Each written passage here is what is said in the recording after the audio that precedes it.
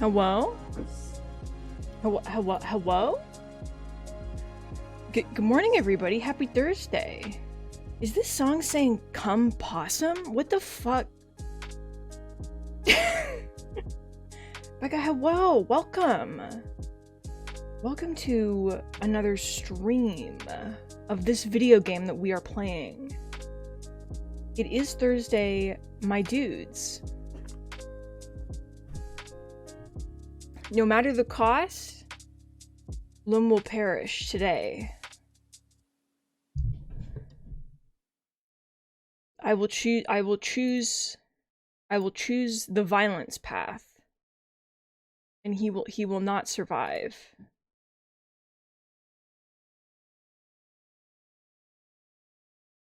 I got like so sleepy right before I went to start stream. And that's not like ideal for starting stream, but we're here. And like no matter the cost, I will stream.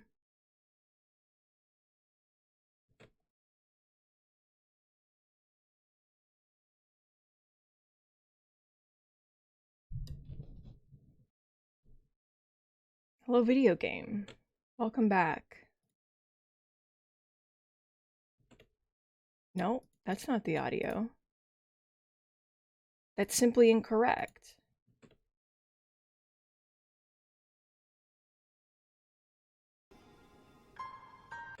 That's the audio. That's where it's at, baby. Okay. I was thinking, like, as far as, you know, obviously we want Lum to perish. Obviously, that's kind of the end goal here. But also, I was thinking about how long it would take to get like every character on the home screen, and it made me feel kind of faint, actually. That's a lot of characters to get. Who knows though, maybe over time.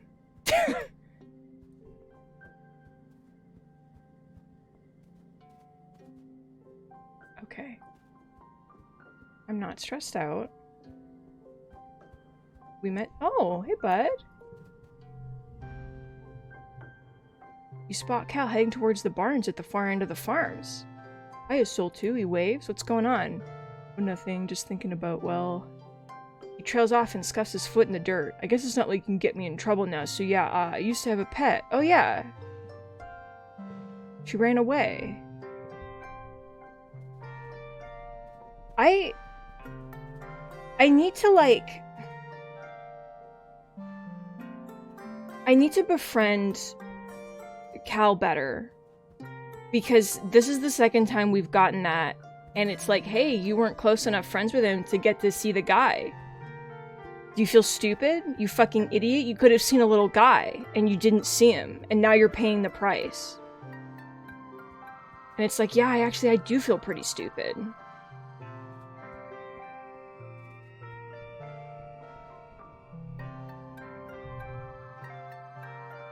New boss event spawn. Okay, do I?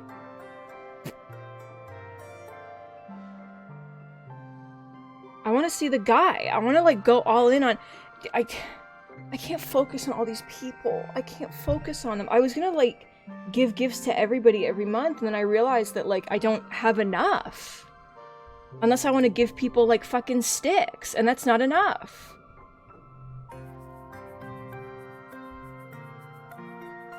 Okay.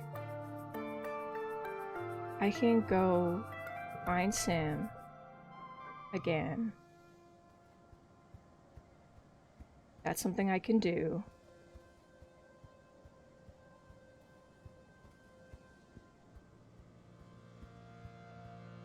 You really are so fast with your long legs. It's really impressive.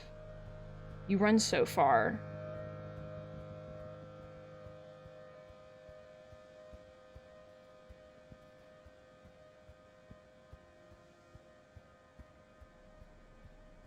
Sam?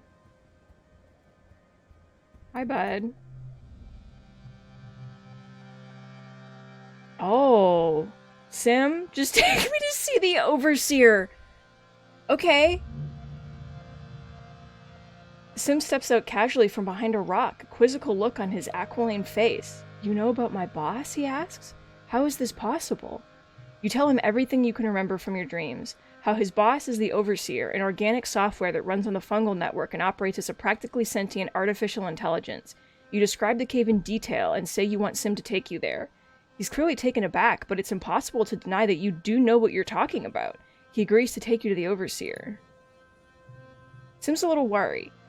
Still a little worried, Sim leads you through the forest. Though you know him to be quite quick-witted, he's usually quiet until you arrive at the cave you remember from your dreams. Alright, this dialogue isn't new. This is a ray, he says, pressing what seem to be buttons, as you seem to already know. This body I wear is only a vessel. We know this. We know this. We know this. We know this. You remember this part. You can feel the Overseer pause, then a sensation in your mind that reminds you of someone clearing their throat. I'm the Overseer, the voice continues. I speak for the gardeners. I know this. You quickly describe what you remember from your dreams. You've been here in a previous life. You heard all about the gardeners, their origin, and their mission to protect the planet. You can feel the Overseer's disappointment. Well, then as you already know, I guess. I was really excited to monologue, but now it's over. Ask you welcome. Most gardeners would prefer to stamp you humans out like encroaching weeds, the Overseer says without malice. And then we tried, and then the pollen, and then the attacks, and the thing. Humans can change, but we can't. And then we meet the Overseer, and then... That's my boss. He needs to get out more. And then... Okay. Good. I did this. I do this.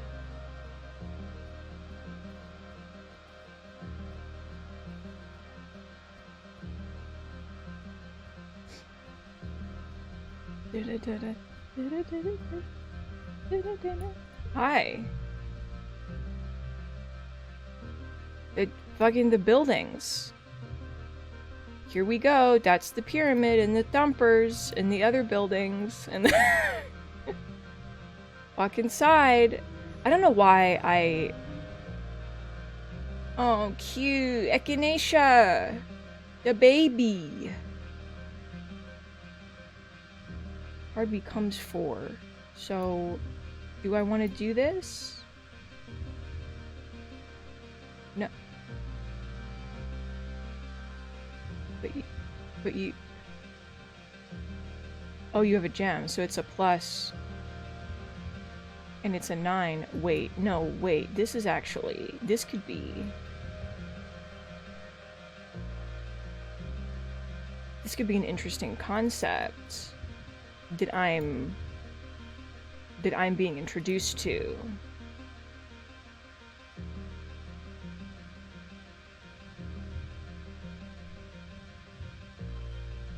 What is your value?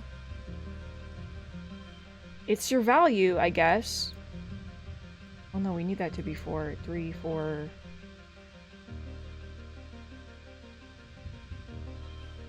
25.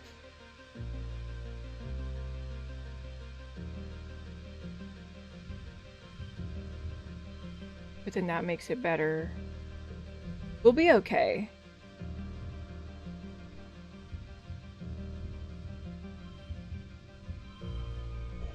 We're okay. We're in an elevator, and then here we are in the elevator, and then we grab the interface sticks, and then we are having an hallucination. But then it's okay, but then it's not okay. Sims requests that you didn't interface with the array without him echoes in your mind, but you're already losing that part of yourself. Oh, we didn't get this before. You bump up against the Convergent Domain's digital security network and are immediately recognized and allowed inside, where the gardener's true consciousness exists, and from where they monitor and maintain the planet's ecosystem. This interface gives you access to an overview of it. The scope of it is dizzying. There must be thousands of gardener AIs in here. And then it's like, the creature! Don't do that! Let's go home. The creature! Thank you. I'm sure I gave you a stick, my boy, but I have to be sure. I did. Okay, so now if I go in here... Alright, I have to go see Sim again. Because I have to go... The Overseer needs to tell me... to fucking stop.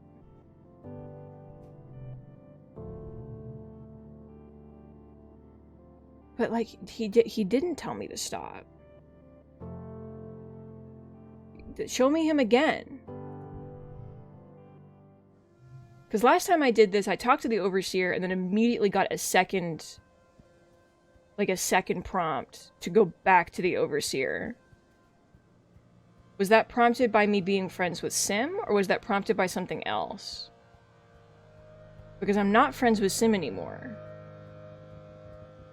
Sim doesn't know who the fuck I am.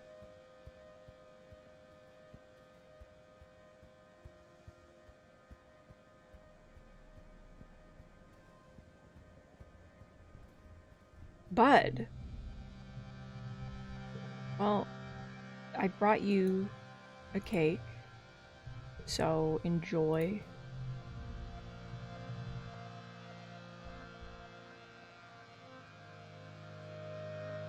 You can protect me from a manticore? Don't. That's my request. If it comes down to it, and you have to stop it, don't do that. I saw how that happened last time, and it didn't go well, my boy.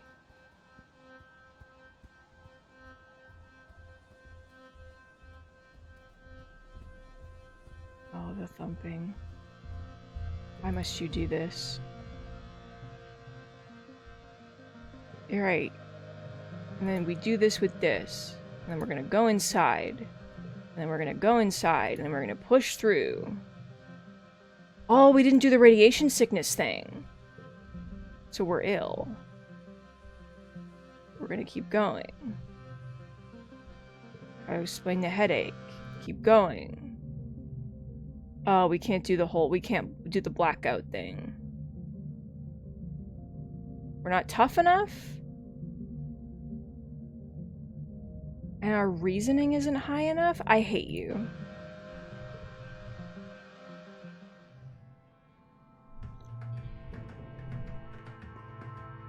The fuck? You're browsing the colony bulletin board on your holopalm over breakfast when you notice a new post from Nomi. It seems to be a short story. The title is Xenos to the Rescue. You open the story and read through it.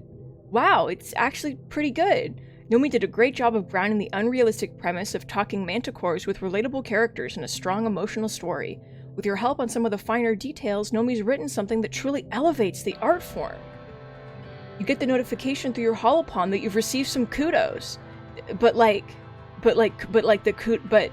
kudos is in, but, you know? Thanks for the help, so to hear your royalties. Oh my god, of course they typed like that. Thank you. You're so cute.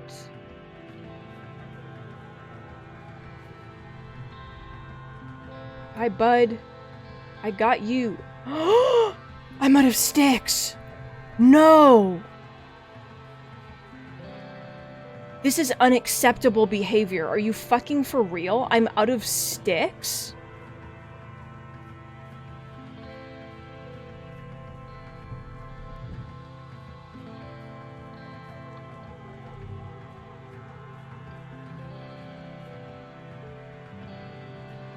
I have to go out to, like, okay, thank God.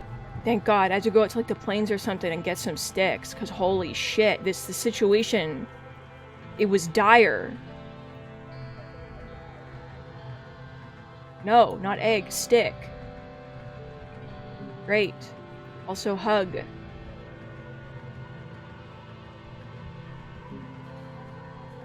Also... Oh! I can talk to her. Wait. Happy birthday. Okay. You find MARZ going through some old holo photos from when you were all kids aboard the Stratospheric. She gives you a sad little smile and pats the couch next to her. Come look through these photos with me, she says. I forgot about some of these. MARZ brings up a picture of an enemy and Cal from when they were probably 4 or 5 years old. They're both stripped down to just their pants and have painted monster faces on their chests and are standing on top of the table in the creche waving swords above their heads. You remember that table being a fort, a pirate ship, a haunted house, and a jungle cave, depending on the day. Look at them, MARZ says, smiling. They used to be the best of friends, right? Whenever you saw one, the other was always tagging along behind them. She sighs. It's so weird that they, never talk to each other anymore. I mean, I get it, Anemone got all weird about being a soldier after her brother died, and Cal really doubled down on the whole hippie aesthetic. She never should have joined those Helios. MARZ hums non-committedly and goes to the next image. Tammy's gentle face smiles back at you. She's in the ship's galley learning how to make soy sweets from antecedent. She's wearing an apron, but almost all of hers covered in different colored powders used for flavoring and coloring the sweets. Even the tips of her pointed ears are dusted with it. Oh, MARZ sighs, look at this one. This is so cute. I can't believe Tammy has a baby of her own now. She'll always be this shy little girl to me, you know, MARZ continues. At least she has Cal to help out. Her mouth twists in a secretive smile. Echinacea looks a lot like Cal did when he was a baby, don't you think? Kind of a pretty big coincidence if you ask me. Oh. MARZ taps through some more photos, pursing her lips. I swear there's at least one picture of Dis in here, she mutters. It takes almost a minute, but she finally finds one. Tang and Dis's joint 5th birthday party, complete with matching soy cakes. Their mother, Besk, is just out of frame, a drink in her hands. Besk? Oh, this was before Dis got all weird about his birthday, MARZ hums. I still have no idea what happened there. I mean, who doesn't like birthdays? It's weird to see them so happy together, she continues. I can't remember the last time I saw either of them really smile like that. MARZ sighs, and now Tang spends all her time cooped up in engineering, and Dis spends more time outside the colony than he spends in it. It's just so sad. MARZ stares down at the little hologram in her hand. I didn't mean to bully him so much, she admits softly. I thought I was helping him learn to fit in, toughening him up a little, you know, so he didn't cry so much, you know? It said you know twice. Her mouth twitches with a sad smile, but I guess I ended up just pushing him further away. When I was little, I didn't understand the words could hurt people because they don't hurt me.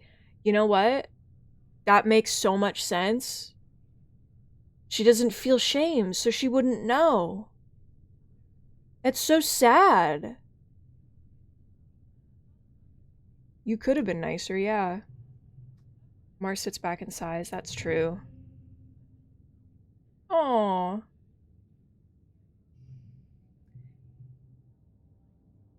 It's weird looking back on when we used to be kids, MARZ muses. We were so innocent. We had no idea about the wormhole or Vertumna, no dying, no famine, no killer pollen, no animal attacks. I mean, we didn't even have bad weather on the ship. All we cared about was playing and popularity. MARZ gestures to herself. Now look at me. I'm working on the bridge, and you know it's all politics. It's like professional popularity contest. Lim's an idiot, but he's got one thing going for him, MARZ laughs. The man has an absolutely impeccable social media game. If nothing else, he knows how to get people to vote for him. Really, that's all you need. MARZ leans over and rests her head on your shoulder. Her hair smells like jasmine. Thank you for going through those pictures with me, she says quietly. I try to keep my eyes on the future, but sometimes it's nice to remember where you came from. Was that her 100 friendship thing? No, that was her 90 friendship thing. Wow. That wasn't even full friendship to the max. Okay, well, the thing is, I do want to talk to you about something. That was such a nice moment. We need to talk about Governor Lum. MARZ is quiet for a long time, considering something. Okay, I'm gonna let you in on a little secret, she says. Looking around to make sure no one's listening, she pulls you a little closer. I'm already working on that, she confesses. I wasn't ready to bring it up to the rest of the SFC yet, but lately, I've been thinking we should really try to make a difference. If we convince enough council members that Lum's bad news, we can actually remove him from power. MARZ calls this meeting of the SFC together to order with a grim expression. I cannot just stand by while Governor Lum ruins everything we've built here, she says, clenching her fist on the table. He might know how to hold a gun, but he doesn't know how to lead a colony. From now on, this club is going to focus on getting Governor Lum out of power and getting someone competent in. We have from now until Vertumnalia to somehow convince the other council members that he's got to go. I agree, Cal says, and everyone turns to him in surprise. What? He continues defensively. Lim's a jerk. All he cares about is killing animals. It's better for the whole planet if he's gone. Marz steeples her fingers, but the question is, who will we get to replace him? Obviously, I think I'm a great candidate, but I'm willing to consider other options. Okay, oh, we can be governor. Okay, do we want to be governor, or do we want Marz to be governor? This is making me upset, because now I want to see both options. Like, I kind of want this for Marz. The only problem is that Marz wants to bulldoze all of the woods and, like, you know? That's, like, kind of an issue, is that Marz wants to, like, bulldoze the woods, but, like... But I do think that she deserves it after everything, more than me, who hasn't really been doing anything, so...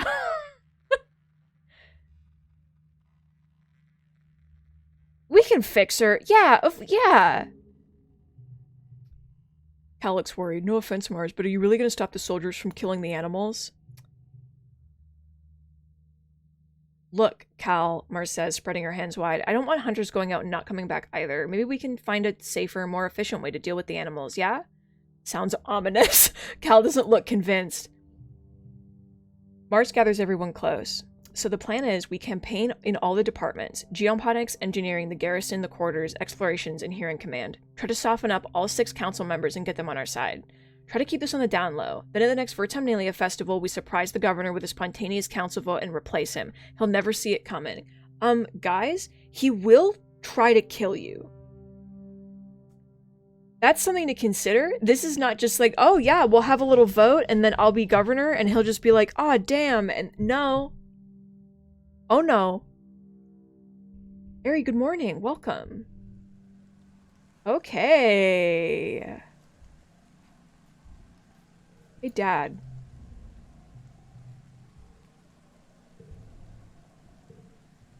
Do I have to personally talk to people? I don't think so.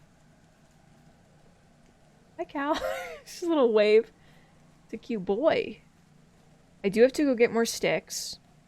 That's something that I need to do. And I don't... If I do jobs, will that help? Let me try. Yeah, Becca, please consult the notes real quick. Thank you. And then I'll know what I'm doing. Oh, anemone. She doesn't know. I also really want to be, like, super good friends with, like, Tangent. We have not had literally any relationship with Tangent. Like, at all. Or know me. Who, like, writes fan fiction, and that's something very important to me. His name is Olivacious? Okay, that is kind of cute, actually. You do a job in each location? Okay. Here we go. Let's study humanities.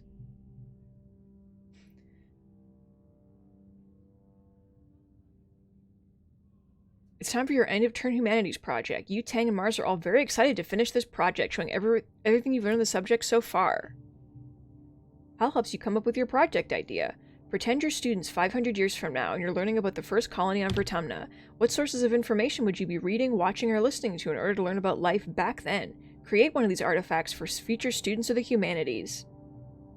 We should write a textbook, Tang says during your brainstorming session. The more we show we've learned, the more likely we'll pass the class. All we have to do is make sure everything's in there and we're done.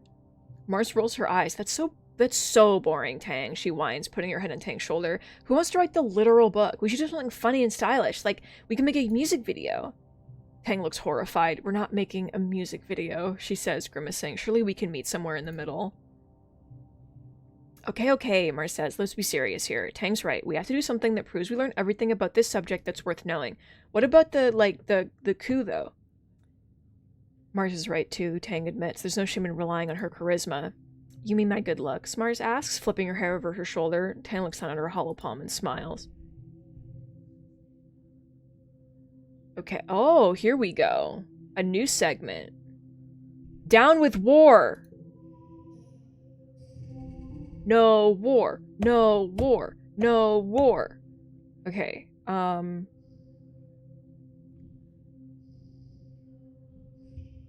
stress is over 50. That's a 7. This is a...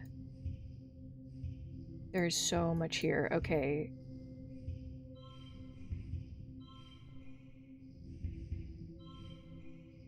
$27, $25. Oh, yeah, no, that's good. 29 is even better. Good.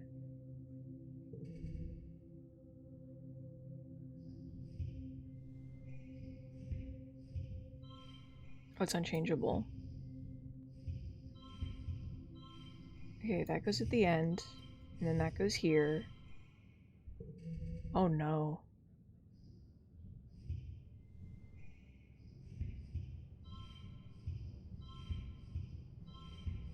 I can push through. It's fine.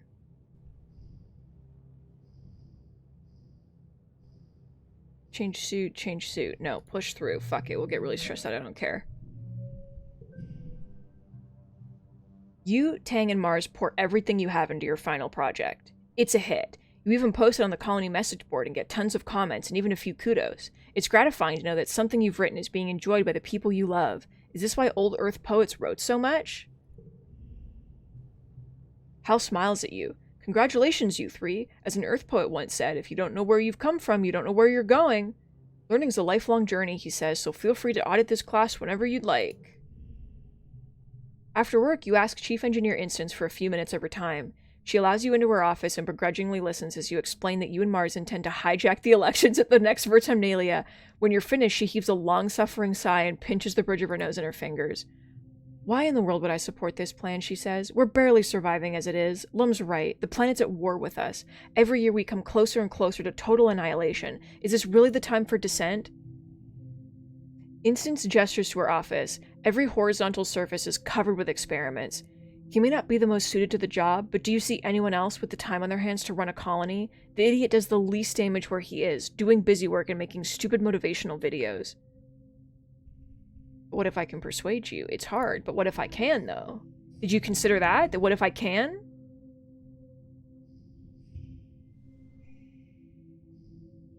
On the third stage of challenges. Okay, that's gonna be good. And then... So we can do 26. We can do 29. No, not that. Not that one. 27.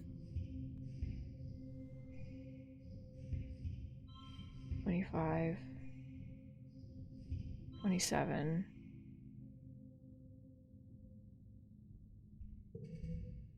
And then, holy shit.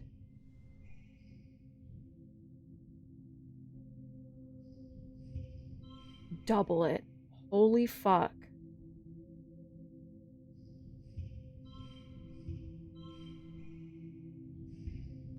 Holy fuck, dude. Oh my god.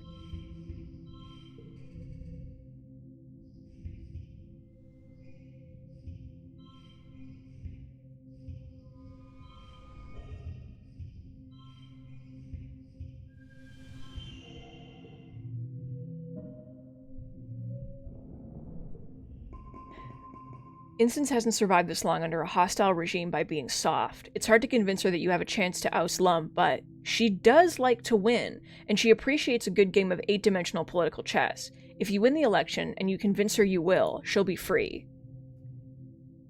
Well, she says, sitting back in her chair, it seems that you might actually be cut out to be our next governor. You have my support. She gives you a stern look. When you strike, strike to kill, she says. If Lum knows I'm moving against him, he'll put me on the wall. Oh. I'm gonna save real quick before I answer this, because, like, fear. Okay, Instance stares at you for a long time as if sizing up your mettle. Calculations go on behind her eyes you can barely hope to understand. Good, she says finally. Tell her you can count on me. Okay, good. Thank God. This wasn't even me getting to work. Okay, good. I do need to rest. Oh, Tang. Okay, no, I did this already. She's sad because people I hate being patronized. Don't be patronized. Okay, good. Does anyone else have anything to speak to me before I take a nap? No, I don't think so. I know me. I want to be good friends with Nomi. God, there's like not enough time for anything in this fucking game.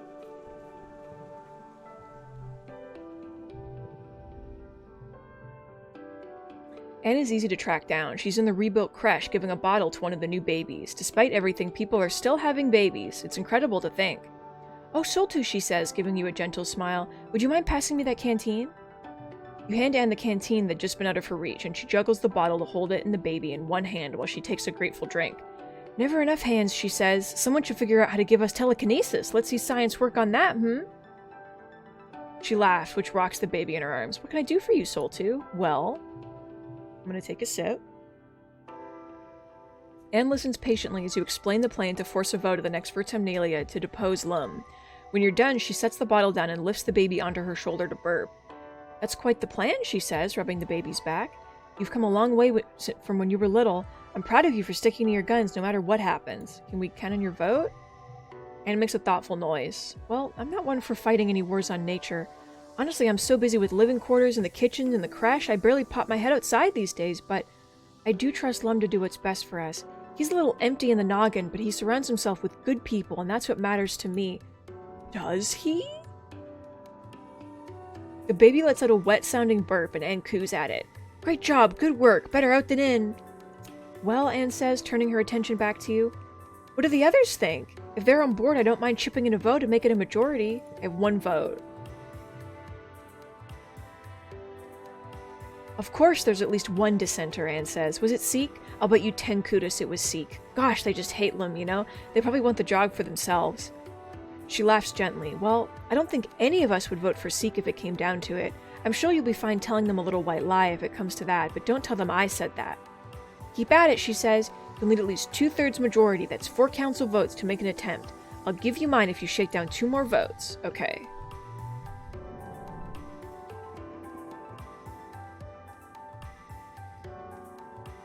No.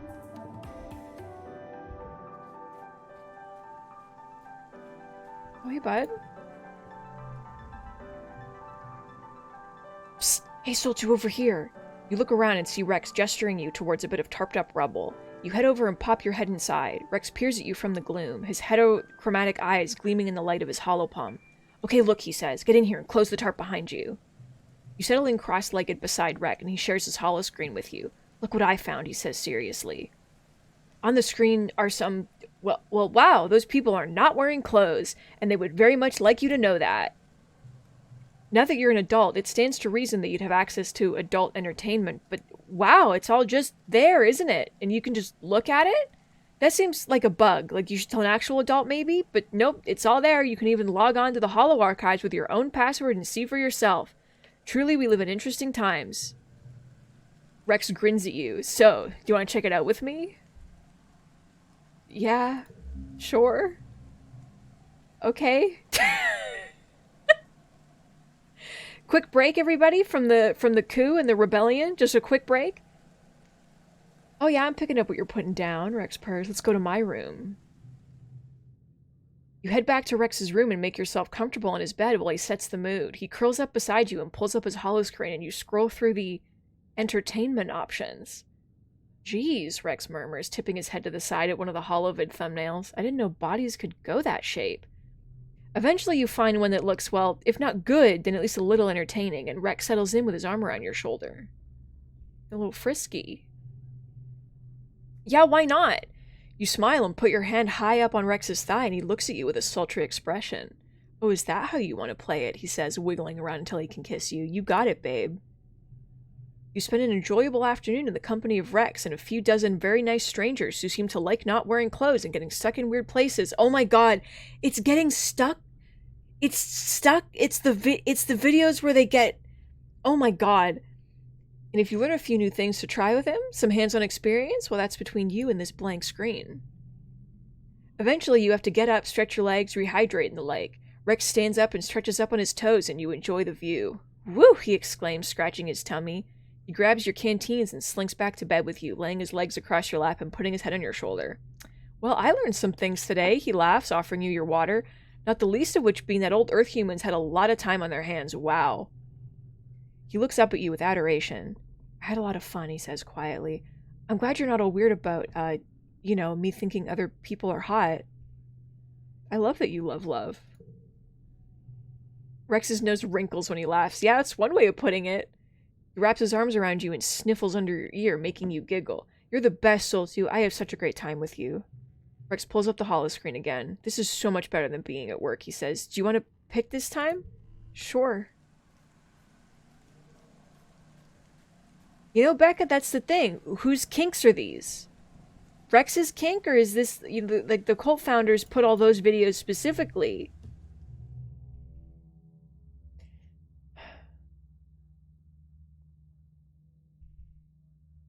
Yeah, sure. You stay over dinner to finish the stupid TPS report for Seek. 3 revisions this time, just to satisfy Seek's exacting specifications. Your stomach growls menacingly. You just have upload the report to the communications desk and schedule it to transmit the next time the colony faces the wormhole, then you're free. Okay, that was a sentence. You approach the doorway to the bridge and see the light of a console spill out into the hallway. Wait, someone's inside? Carefully, you peer inside the bridge. It's Lum? And he's sitting at the comms desk, listening to a message. Your heart's pounding so loudly that you barely overhear the end of the message, but you calm down enough to hear the sign-off. It's not from somewhere in the colony. It's not even from somewhere on Vertumna. It's a message from Earth. Congruence, delete this message, Lum says, standing up from the comms. You jump at the sound of his voice, and remove all records of having received it. He turns toward the door and you try to hide, but you're too shocked to move. His eyes widen as he sees you in the doorway, realizing you overheard at least some of his message. You wish you heard more. Is he still working with Earth to arrest the fugitives of the stratospheric? Is Earth pressuring Lum into putting them in jail? Does the colony even have a jail? How would that work? He stalks across command and stands at the door, his broad form barring you from entry. What do you want, kid? Tell me everything, you fucking idiot. You fucking coward, stupid idiot. I hate you.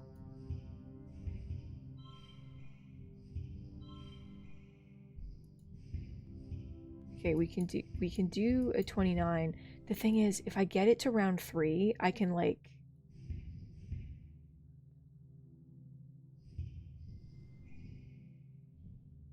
Well, I guess it goes up to 14. Anyway, because it's in the last slot. 31. Okay.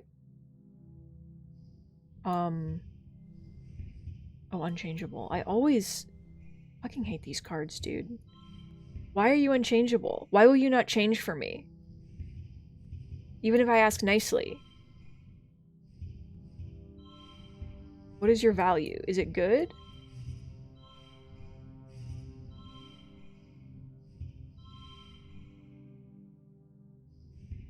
Is it a good value?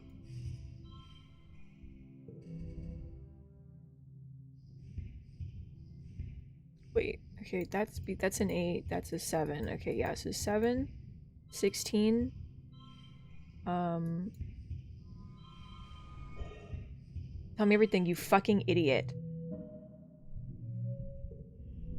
Lum's eyes dart behind you, like he's thinking about making a run for it, but he quickly realizes that the quickest way out of this situation is through. Get in here, he growls, grabbing you by the shoulder and pulling you into the bridge. He gives you a stony look. I'm not telling you this because you deserve to know, he says. I'm only doing it because it doesn't matter. You can't stop it. Shortly after taking office, I managed to open a secure line of communications with Earth, he admits. Privately, through the heliopause channels.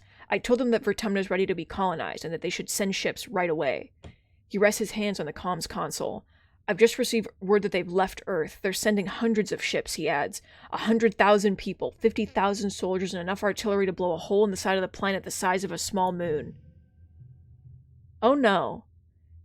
They say that if the planet's still dangerous when they get here, they'll glass the place and start fresh. After pausing for effect, he adds, including whatever's left of the colony. He leans down to look you in the eye patronizingly. So that's why I'm keeping it secret, he says. If this colony knows what was coming, we'd spend the next 20 years arguing about it instead of getting this planet under control. Then we'll all be dead. Fine, keep your secrets. fucking Frodo meme. God damn it. Okay, but I'm safe scumming again. So that's not at all how you spell that. Lim shrugs. You can try, he says dismissively. Without evidence, it's your word against mine. Who are they going to believe, a decorated war hero or a delusional teenager? Besides, he continues, nothing you do is going to stop them now. The fleet is coming. You know, Lim says brightly, I think it's time you were given a raise. This is not the vibe. You're clearly too valuable to be filling in TPS reports for Seek. In fact, it's late. Why don't you let me submit those reports for you while you head down to the mess hall? He all but pushes you out the door. A full belly is a sharp mind, Soltu. You're ejected into the hallway and the doors to the bridge close behind you. Your mind is spinning. He's right. Who would believe you with no proof? Getting Chief Administrator Seek alone's fairly easy. No one wants to spend time around them if they don't have to. You explain that you're intending to hijack the elections at Vertumnalia in order to depose Governor Lum. The more you speak, the more it's clear that Seek is already on board. Finally, they say, rubbing their hands together with a look of unbridled glee. I was waiting for everyone to realize what an imbecile he is. The man barely knows how to read. So can we count on your vote?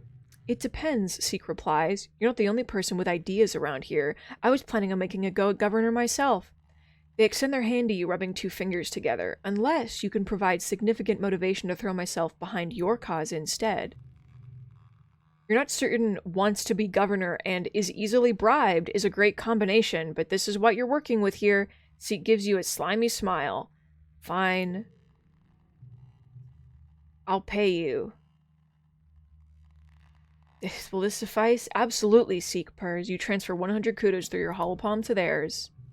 Well, Seek asks, for whom do you intend me to cast my vote, It better be good. If you don't get majority support, Lum will come down hard on those of us who showed disloyalty. He may be an idiot, but he's an idiot in power. It's MARZ. Seek's lip curl. Marzipan, they laugh? Well, I suppose she's a rather cunning politician considering her age. Her materialism is a concern. Very well, I will support her when the time comes, though we'll have to see what the rest of the council thinks, don't we? Seek is such a bitch. It's so powerful. Why could I talk to... I could talk to MARZ for, like, but a moment, and then she disappeared into the abyss.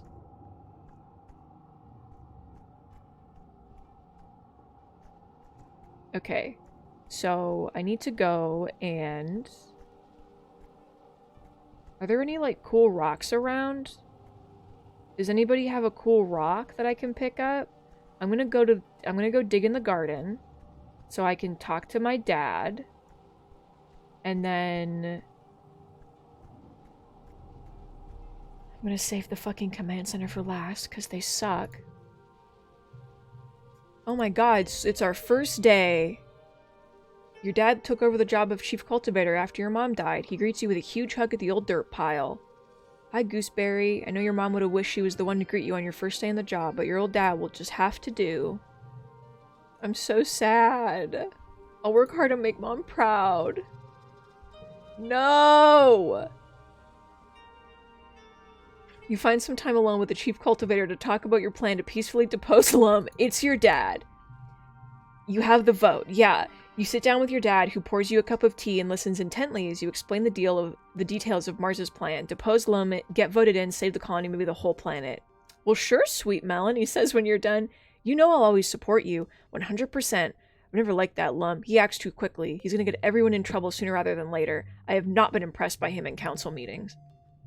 I'm not so sure about that MARZ girl either, to be honest, he says, taking a sip of tea.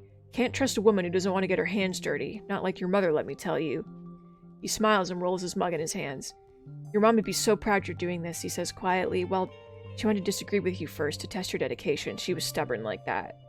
He sighs wistfully. I loved that about her. You spend a nice afternoon with your dad, reminiscing about your mom and splitting the pot of tea. It's nice to be able to reconnect with him, and you're sure he's got your back. Papa. Oh, we're not stressed enough. Beep, beep, beep. Beep. Beep?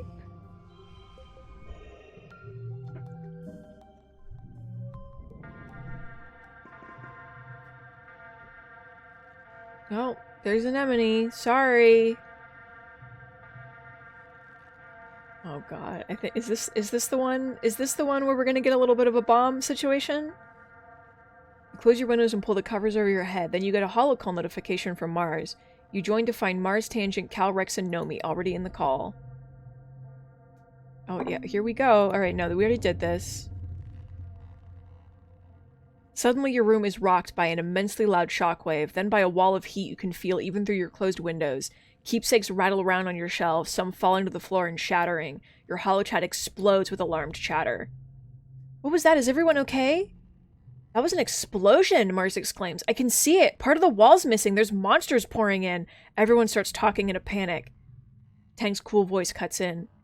The explosion came from inside, she says. Congruents made their trajectory and damage calculations. The walls blew outwards and there's fire damage on the garrison wall. She's quiet for a few seconds, then, Dis? Are you in the call? Are you safe? There's no answer.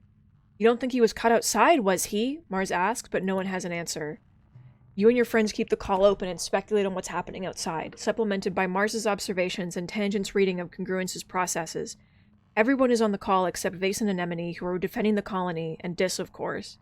You can't shake the dark feeling you get when you think about him. If someone set a bomb inside the colony near the garrison, you only know one person who could have done it. In the quiet following the battle, the colony comes out of hiding to gather in the courtyard, surveying the damage. Governor Lum is on the warpath. I'll find who did it and have their goddamned head, he yells. I want every single straddle lined up and questioned. Those were our explosives. I want to know who set that goddamn bomb. You and everyone from Strido are hauled aside and questioned on your whereabouts prior to the attack. Everyone, that is, except Dis. He's nowhere to be found, dead or alive. He's fine. He's getting married to an alien. So nobody died, though? Like, I really thought that that would have consequences of, like, people dying in large numbers. But we're okay?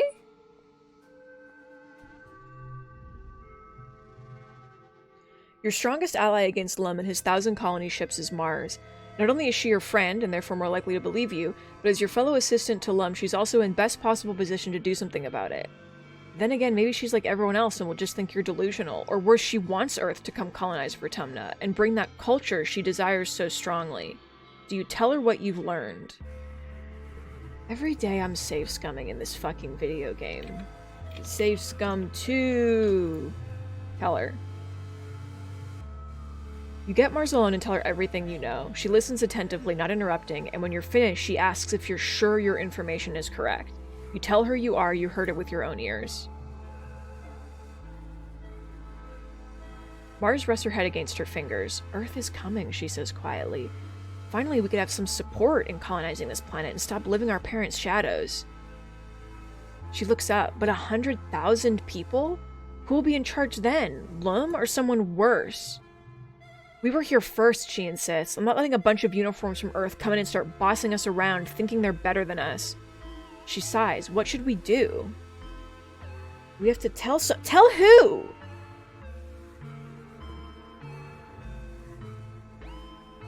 MARZ makes a face. There's no way they'd believe us, she replies. Trust me, Lum is a stranglehold in the council. He's as dumb as a bucket of mushroom, but it's almost like he's so inept that they spend all their time just managing him. And you don't have any proof, she adds. I'm not sticking my neck out for this. Are you sure it's even worth trying? Yeah?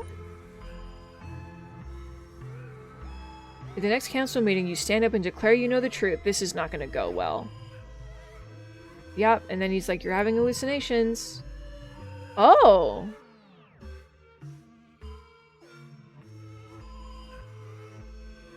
It gave me the really bad card.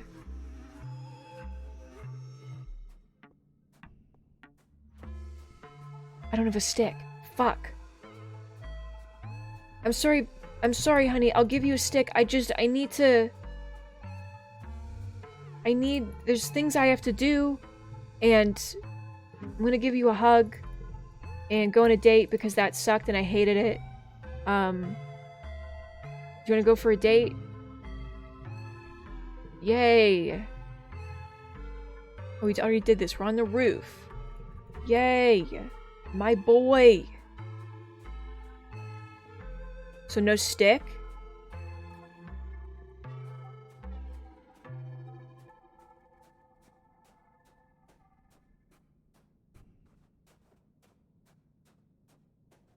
So no stick?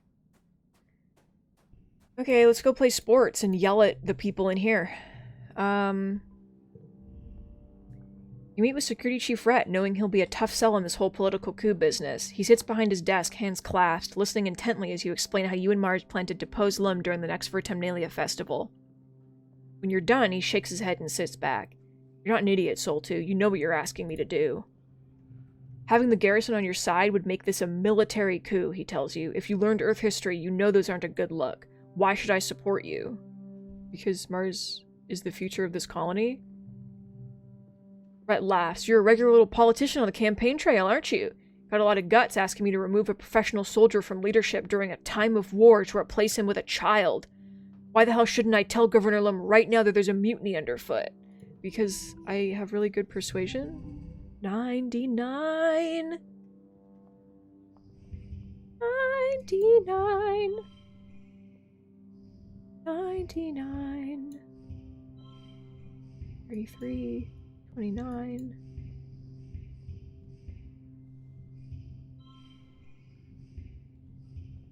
33. 99 to convince the man that we need to have a coup.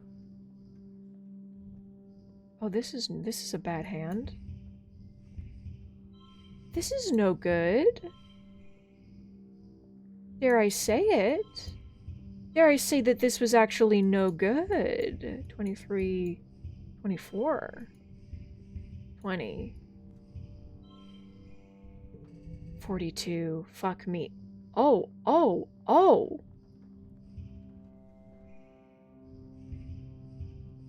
Oh my god! Oh my god! Never mind, Jesus Christ! You manage, somehow, to convince Security Chief Rhett that it's morally imperative that he support your movement to depose Lum. You both know that Lum is dangerously inept, so it's really just a matter of assuring him that you'll do a better job, and that you'll protect him from reprisal if you fail. You've won his vote against all odds. Now we play sports! The investigation into the bombing during the Glow attack continues all month. Governor Lum and his goons can't find a way to pin it on any of the Stratos, and over time people come to accept that Dis was probably the culprit. The rumor doesn't make anyone feel better, but it does take the heat off the others, including yourself. As usual for this time of year, your dreams have been more vibrant and invasive. You have trouble distinguishing dream from reality during the day, and you dread falling asleep at night. The hot buy! Wake yourself out of this dream. You resist the temptation to chase the little hot buy and instead lay back down in bed, telling yourself to wake up, wake up. It works. Oh, we have insomnia. Because we're fucking tired every day of my life. Okay. We got that. We got that under control, baby. Hi, MARZ. Do you want to spend some time together? We go on a walk. And then she tells me about that again. And then it was a good time. Good. I'm glad. What is our relationship at? 95? Oh my god. Ma'am.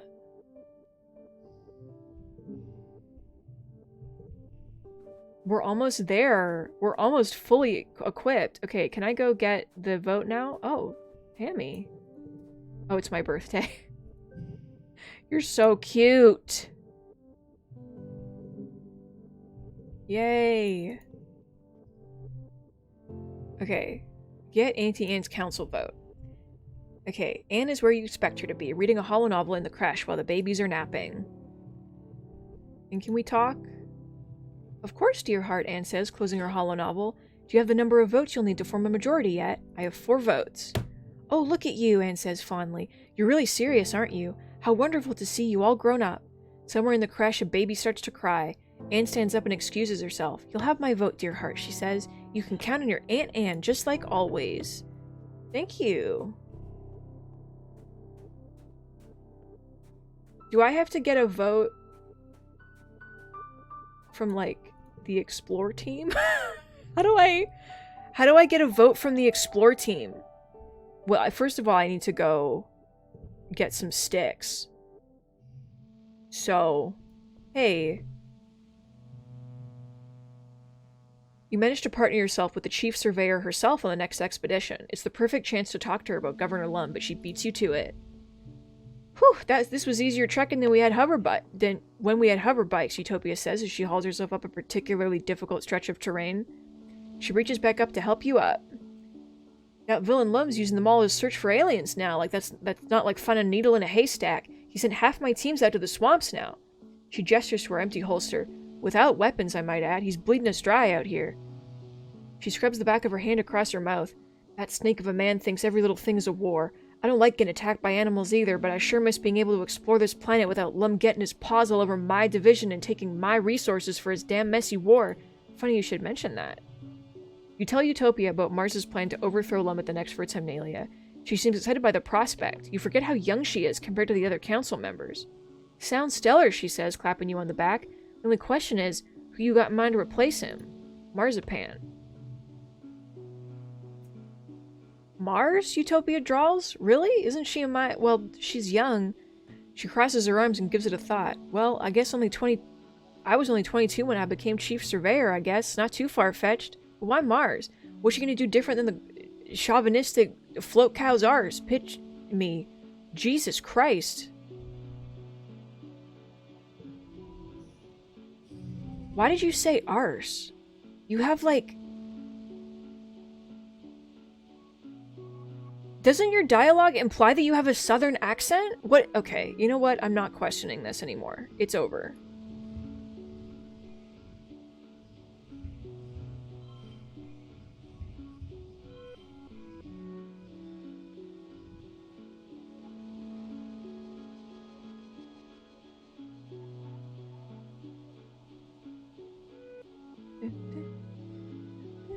Okay.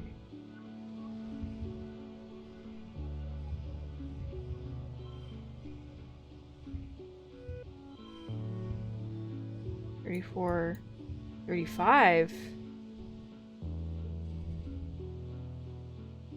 This is insane, this card. Oh my god. No. We go all in, baby. You and Utopia set out for a hard day's work surveying. As you work, explain your plan and how MARZ will do everything she can to protect Vertumna once she's governor. Utopia listens patiently to your pitch for her vote, giving you ample opportunity to explain your position. By the time the second sun is beginning to set and it's time to head back to the transport, you've made a solid ally. Utopia slings her arm around your shoulders as you walk back. Here's a tip from one young buck to another. Don't let anybody ever tell you you're too young, she says. You've been here in Vertumna just as long as any of us have. Thanks. I need logs to give to my dog friend, my dog boyfriend.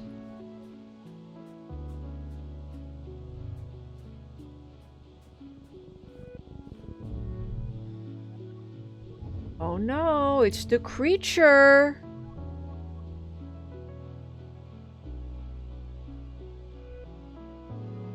I'll analyze this movement and get its shiny card, sure. The creature. Hi, Bush Bub. Do you have a log? My boy? Card does not become a 3, you motherfucker. This is unbelievable. Oh my god, look at all these. Wait.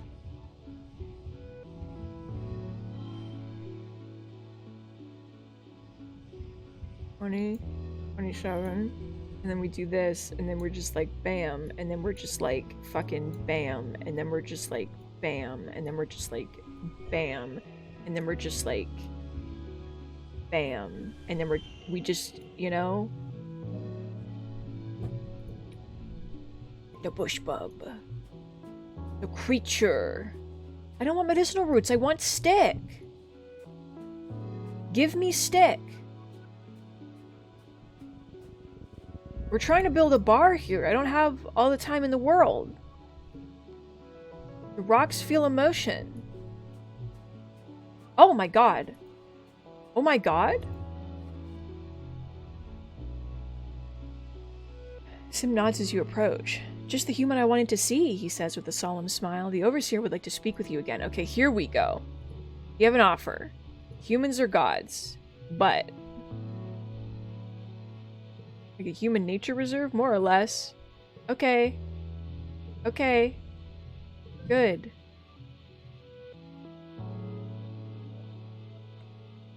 He's come to love humans. I've met him once. I respect it. I love him. That's a good boy. But also, I have met this man one time. Oh, the creature. Oh, the second creature. No, I don't want to. I guess he loves Dis. Yeah. That's cute.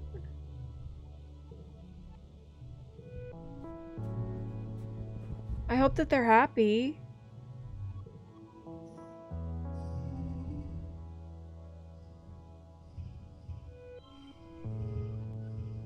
I really like Dis and Sim. I think that the idea that this boy like falls in love with an alien is just like so cute.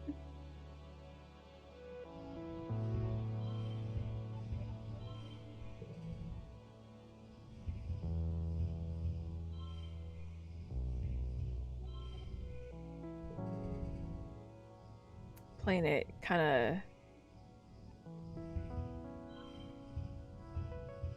fast and furious here. It's fine.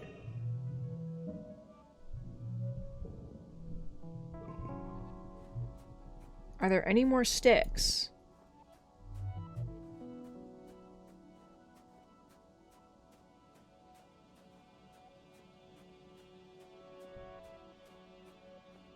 I'm gonna go home. I need to talk to the governor, so... Just like everyone else in the colony, you get routine physicals. Not only are you a growing man, but it's important to monitor how the Vertumnian environment affects human physiology. Dr. Instance takes all sorts of scans and collects skin, hair, and blood samples.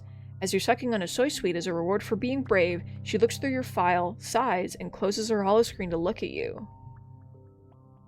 Sol 2, there's one more thing we need to talk about. Instance isn't the most comforting person in the colony, but you come to find her no-nonsense bedside manner somewhat reassuring. If there's something wrong, you know she won't talk around it forever. I've heard reports that you've been experiencing delusional thoughts, she says carefully, believing that you've seen or done things in a past life, or that you can foretell the future. Oh, Jesus Christ. Your dad enters the medbay looking concerned. I'm sorry to spring this on you, Pumpkin, your dad says, but we're all worried about you. It's okay to play make-believe, but if you really believe what you're saying, there might be something wrong. You might be sick. Really, really sick. He walks over and put his hand on your shoulder. I just worry you could put yourself in danger believing something that's not real. There may be a simple explanation as to why you're experiencing these delusions, Instance says. Schizophrenia, early onset Alzheimer's disease, obsessive-compulsive disorder, even a brain tumor, or some other physical trauma. For your health, I think it would be best to move into the medbay for observation and treatment. Oh no. It was a joke.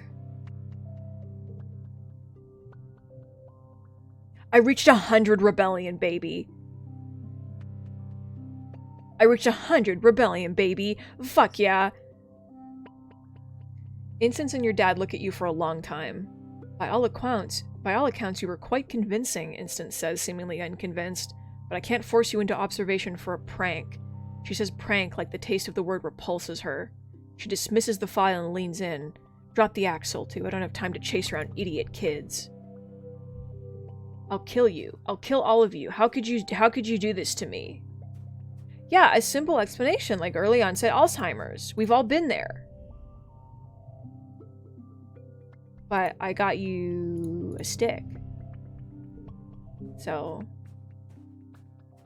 how do we feel about that? Does anyone else want to talk to me?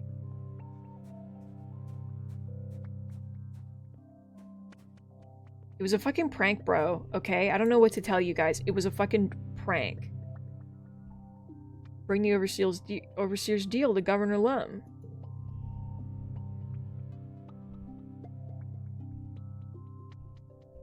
I mean, we're taking over anyway. This is just like a fun little... You know? This is like a fun little bonus, right?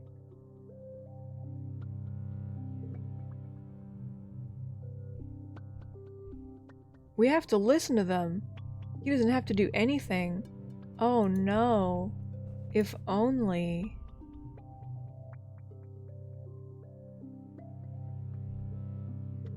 Well. Okay, I think that's every person. We have every vote. We're very sleepy, but we have all the votes. I know me.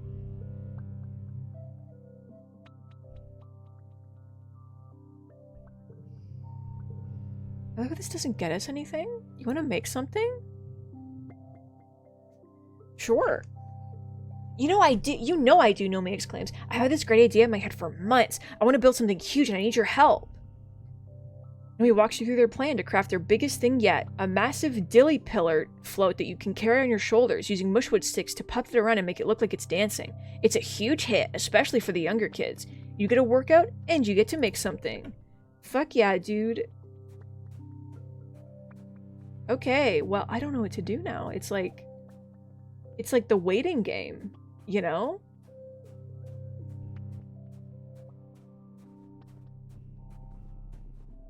I'm just like, oh god, okay, I'm just gonna relax, I think. You know what? I deserve it. After what I've been through. MARZ is very busy with VICB, that's very important colony business, but she always makes time to swing by the lounge to give you a peck on the cheek and tell you to live your best life, beautiful. MARZ, of all people, understands the importance of self-care. Being a trophy boyfriend has its perks. That's very powerful, actually. I would like to forget being delusional. Rex has called a meeting all interested partiers, his words, to join him for the unveiling of his bar. He's amassed a huge crowd. By this point, everyone's heard about his mission. Nomi's here, of course, bopping around like they're about to explode with pride. Ladies, gents, and those who defy classification, Rex begins, winking at Nomi. The time has come for this colony to have what it really needs. A place to partay. With that, Rex flips on the house lights. The crowd gasps and blinks around in awe. There's so much to see. It was an ambitious build. There's a stage and a dance floor for live music. There's a bunch of low tables and some cute little booths with red cushions. And of course, there's a bar fully stocked with various liquors Rex must have been able to coax out of someone's hobby still. Rex drinks in everyone's reactions, beaming with pride. Well, don't just stand there, he said. Let's get at her. I'm going to admire your handiwork. During the day, this place will be a quiet cafe where people can gather with friends or sit and study. At night, MARZ is going to lead karaoke nights, and Nomi will make sure the dance floor is always jumping. And I'll just be happy that everyone has a good time here, Rex tells you. It's great to finally have a place purpose-built for having fun. Thank you, Soul2, for all your help. Can I go to the bar? I would like to go to the bar. Hug. Hug the boy. I got you a present. I got you a cake for no reason. Definitely no reason. Rex is hanging out with Nomi in a secluded area of the colony, but as you approach, you can tell from the first aid kit and Nomi's tense posture that this isn't a casual visit. Please stop fussing, Rex, Nomi pouts, dabbing some ointment under Rex's eye. You have a cut right here. It's just a scratch, Rex protests. He sees you coming over and brightens, sitting up straighter and knocking Nomi's hands out of the way. Hey, Soul2 is here, he says, over loud, and Nomi scrabbles for the first aid kit before realizing it's too late and you've seen it anyway. They glance balefully at you, but Rex is all smiles. If it weren't for the purpling bruise under his eye and the cuts across his cheekbone and lip, you'd almost think things were normal. What happened? Oh, nothing, don't worry about it, Rex says, waving a hand. I wasn't watching where I was going, and I ran into one of the unfinished walls around here. Yeah, 17 times, Nomi mumbles, valiantly trying again to tend to Rex's face. You tell Soul2 the truth. Maybe he can do something about it. What's really going on, Rex? Oh, it's nothing, Rex says. Nothing I ain't used to anyway. It just happens sometimes. People get it in their heads. They want to stay on Vase's good side, and the easiest way to do that is to beat on someone he doesn't like. Rex shrugs one shoulder indifferent. It's fine, he says. They'll remember what I'm good at and come sneaking back eventually. This is... Okay. Unfortunately, like... The narrative here that Vase's little army is full of, like, weird bully homophobes who hate him but still fuck him is so horny. It's awful, but, like, what the fuck? Like, what the fuck? It's getting worse, though, Nomi adds softly. I thought it would stop when we joined the colony, but they've been bigger meanies now. Rex smiles encouraging at Nomi. Vace is just mad that you and I have real friends here. He hates that he and his bullies aren't the only big damn heroes in town anymore and that he can't control what people think about us. Makes him feel small and he hates that. What's the deal with Vace anyway? Rex sighs, his shoulders slumping. I don't even want to bring it up because I'd rather think about the future and not the past, but... When we were younger, Vace was just a normal kid like me. We were both kind of runts of the litter, but he had a chip on his shoulder about it all, and always tried to boss people around like he was actually top dog. I tried to be nice to everyone, because, you know, that's the pup in me. I just want to play and be friends. And Vace did not want to be friends with me, Rex says. He kind of hated me because people liked me more. Nomi takes Rex's hand and he shoots him a little smile before continuing. And then one day I was just hanging out with my friends when Vace walks right up to me and starts picking a fight, right? Like, calling me names and telling me I was just faking it to make people like me.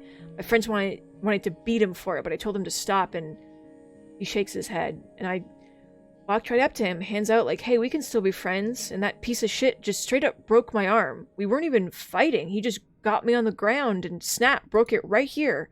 What the fuck? Rex shows you the scar on his arm where the bone must have broken the skin. He was dead set on proving a point, I guess, he says quietly. That's why everyone lets Vace boss them around, Nomi adds. They know what he does when he gets angry. Everyone acts like a bunch of heroes, but they're just cowards who'd rather let Vace keep picking on Rex instead of standing up to him and pissing him off. Yeah, he's not like this with everyone, Rex continues. He is nice to people he likes. That's why everyone wants to be his friend. Hot air rises to the top. Why didn't he get in trouble? Rex laughs humorlessly. He's managed to convince people that we jumped him, he says, like we were going to haze him or something. That's what he told the adults anyway, so that became the official story. Honestly, I just feel bad for Nomi, Rex says, looking down. If it wasn't for me, people would probably leave them alone. It's not fair that they get crap for being friends with me. Nomi throws their arm around Rex, who grimaces in pain. I'd rather be friends with one good Rex than with 100 of Vace's bully cronies. Rex relaxes into their arms and hums happily. I'm going to destroy Vace. This is so violent. Unfortunately, our combat is at 0. So I don't think that this is really what's going to happen. I'm very persuasive, though. It's too late for that, Rex says. People don't like changing their minds, not when they might get beat for it. Besides, Rex says, I'm a colony kid now. I can be anything I want, do anything I want, talk to anyone I want, and Vace can just die mad about it. Despite his bravado, Rex sighs and scratches the back of his head. I do kind of regret what happened, though. Like, it sucks that Vace got to the point where he thought the only way he could get respect was by being a bully. I mean, he's a douche and a half, but... Nomi thumps Rex on the shoulder. You don't have to defend him, they chastise him. I'm not defending him, Rex says, spreading his hands wide. I just think sometimes, like, if I could have seen he was hurting and been a better friend to him, I could have changed his whole life. Think about how different things could have been growing up on the Helio if he wasn't the friend who got away. Rex musters up a smile. That's why I try not to let it get to me. Doesn't matter what Vace does to me. You can't hurt someone who chooses not to feel pain. He's gonna get his fool ass killed one day, and I'm still gonna be right here. He reaches out and takes your hand, and Nomi takes your other, so 3 of you are linked. And I have everything I need. He's a good boy. He's a good boy. We're almost at max friendship with the good boy. We can kiss him. I got you a flower. We're 1 friendship away from maxing out with MARZ. My favorite reality show. Okay, I want to check real quick if I can go to the bar. Because I think that would be fun. Rex's new bar and dance floor are very popular. During the day, the bar serves up hot black tea and other fortifying concoctions, and at night, Rex slings mulled cider, squeeger mead, berry gin and mushroom wine. It's a real testament to humanity's fascination with getting absolutely twisted. You know what? Very powerful. Very, very powerful, very good, very powerful, very strong. I need to befriend Mars one more time, so I'm gonna assist the governor. Nobody knows that I'm in the walls is the thing. Holy fuck. Holy fucking shit. Win. Mars. Mars. Mars. You're surprised by Mars's soft hands covering your eyes. Soltu, she croons. Come with me, I have a surprise for you. Giggling, Mars leads you to your bedroom and removes her hands from your eyes. Still giggling, she gestures to a canvas-covered easel in the middle of your bedroom. Ta-da! A present for me? Mars grabs the canvas and pulls it away from the easel with a dramatic flourish. In the painting, Mars is standing atop a mountain, raising her fist to the sky as lightning crashes around her. You're there as well, grasping a flag emblazoned with the logo of the SFC as it whips heroically around you both. Mars sees you eyeing the flag. We'll get him one day, she promises. He can't be governor forever. Mars runs her finger down the painting's elegant frame. It looks like real wood, not nanoprint. I commissioned this from Nomi, she says, like a genuine patron of the arts. It might be the first piece of fine art ever created on this boring rock. What do you think? Beautiful, thank you. Mars smiles. Of course, darling, only the best for you. Mars folds the canvas and sets it aside, then sits down in your bed. She bids you to come sit next to her and takes your hands in hers. I just wanted to do something to thank you for everything you've done for me, she says. There's no one else I'd trust by my side right now, she continues, squeezing your hands. Lum's days in power are numbered, and he knows it. She leans in and gives you a kiss, and you're not bad looking either. I'll keep you on your toes. I expect nothing less, Mars replies. She seems genuinely sincere. The problem with people in power is that no one has the guts to stand up to them and tell them when they're wrong.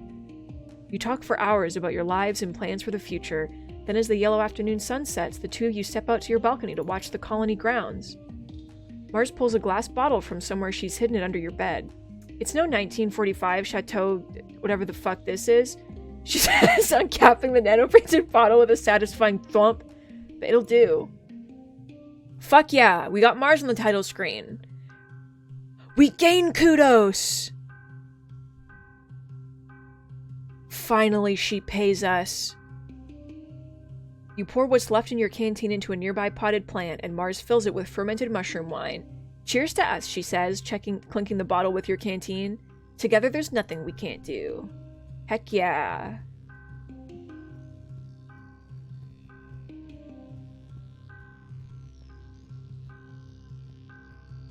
Okay. Vertonalia is like soon. And things are going to go well. Can I like find this? Is this a thing that you can do? I don't assume so. I'm gonna like, I don't know what I'm gonna do. I don't fucking know. Tammy is doing circuits in the courtyard with Echinacea, guiding her by her chubby little hand. Come on, lovely, she encourages. You're doing wonderfully. Tammy rolls her eyes naturally as she passes you. She could do this for hours, she says. I love how the baby's like getting older. I want to see it, is the problem. I want to see the baby. Like, I want to see her grow up. I want to see art of her grown up. It's not fair that she's not growing up. Let's fucking cook, baby. You know? Let's help in the kitchens. The new bar that built Rex is lovely at night, and during the day it's a nice quiet space to sit and work or study. You meet Dr. Instance there, drinking a cup of blep tea and looking through a schedule on her hollow palm. She runs a hand through her hair and mumbles. The stress in this colony is out of control. Then she's just talking to herself until she looks up. Every day more people come to medbay just looking for someone to talk to about their anxiety or their bad day. I don't have time for this. I could be a counselor. Oh, definitely not, she grimaces. That takes years of training, and even then, the toll it took on Counselor Besk. We didn't even know that the burden was killing her. Disentangent don't have a mother just because people couldn't. Okay. So the lore here is that Disentangent's mom was a counselor, and she named her son Depression? She named her son Depression. And she was a therapist. Don't do that.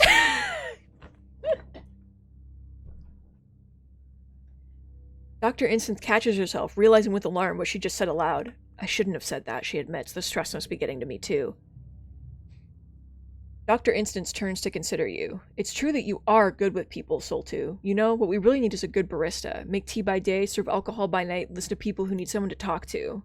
If you want the job, just walk to the other side of this bar and start making tea. God knows the kitchen couldn't brew a decent blep if life depended on it. She makes a face at her cup and pushes it away. So what's your damage? I'm so tempted. I'm so tempted. I'm so tempted. Oh my god. Oh my god, what's your damage? She gives you a stony look. I'm afraid my secret's died with Besk.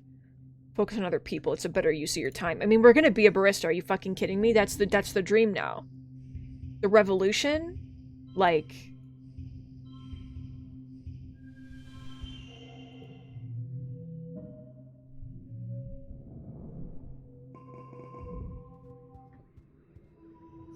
Oh.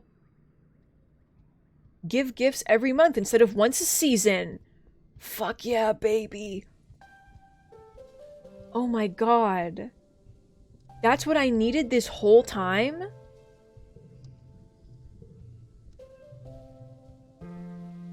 Oh, he won't take my cake, but I don't have any more sticks. Oh, this is just gone. Bye. Rex, I want to be good boys. I want to be good friends with you, my boy. My good boy, my good pal.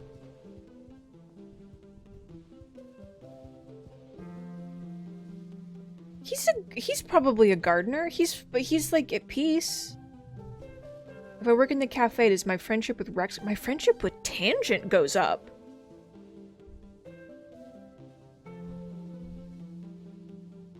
Not what I expected.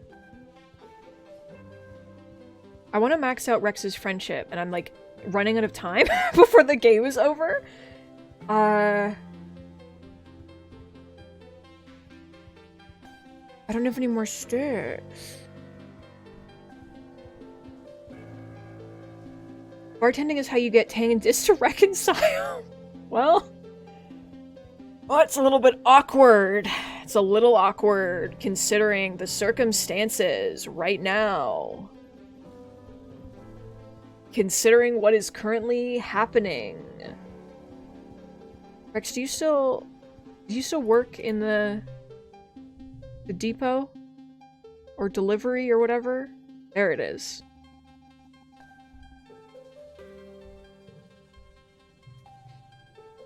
Seek sends you all around the colony delivering supplies. During your first week, it's mostly small things you can carry by hand or push in a little cart, stuff like tools and electronics.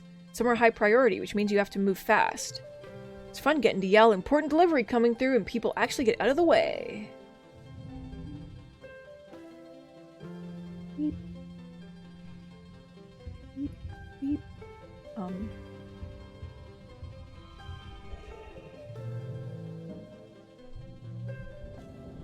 Friend with boy. Friend with boy. Oh. Perception 2 more collectibles. Respawn faster. Can I have sticks? I'm like actually extremely stressed out about the fact that the run's almost over and I didn't like max out my I'm like so close to maxing out my friendship with this boy and getting him on the title screen and getting to understand him better than anybody, and he won't let me because he won't take cake and he'll only take stick. And I don't have stick for doggy. Maybe he'll take flour and not cake? Maybe he'll take egg? Maybe he eat egg?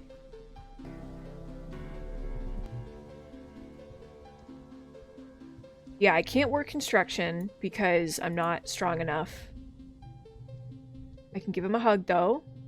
Went up by 2. Good. Do you want, like, a flower? No. Okay, what are we at now, my boy? 96. Okay. Does relaxing get me better with just Rex? And Tammy. I mean, that's... yeah. I'll deliver supplies. Why not? Who cares?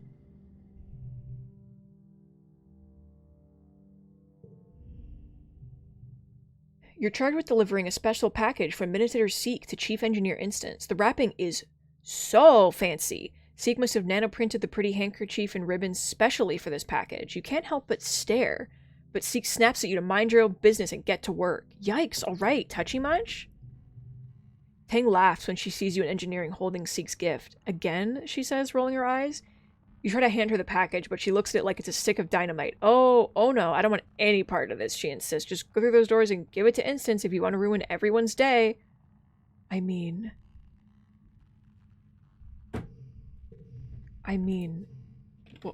what's in the box? Are you fucking kidding me? You tear away the pretty wrapping to reveal a small wooden carving. It's smooth and warm. You can see where real tools shaped the wood, not a nanoprinter. Seek must have put a lot of time and effort into it. It's clearly a carving of Instance. Her hard expression is instantly recognizable, even if the rest of her is, naked. Yep, she's sure naked. You quickly cover it back up before someone sees you holding a naked lady doll. Give it back to Seek. You didn't even deliver it? Seek sneers. What kind of delivery person are you? This is coming out of your pay. They look at the crumpled wrapping. Especially because you opened it, you beastly child. Listen, Seek. What the fuck, my dude, is all I have to say to that. That's all I gotta say to that, bud. Like, my god.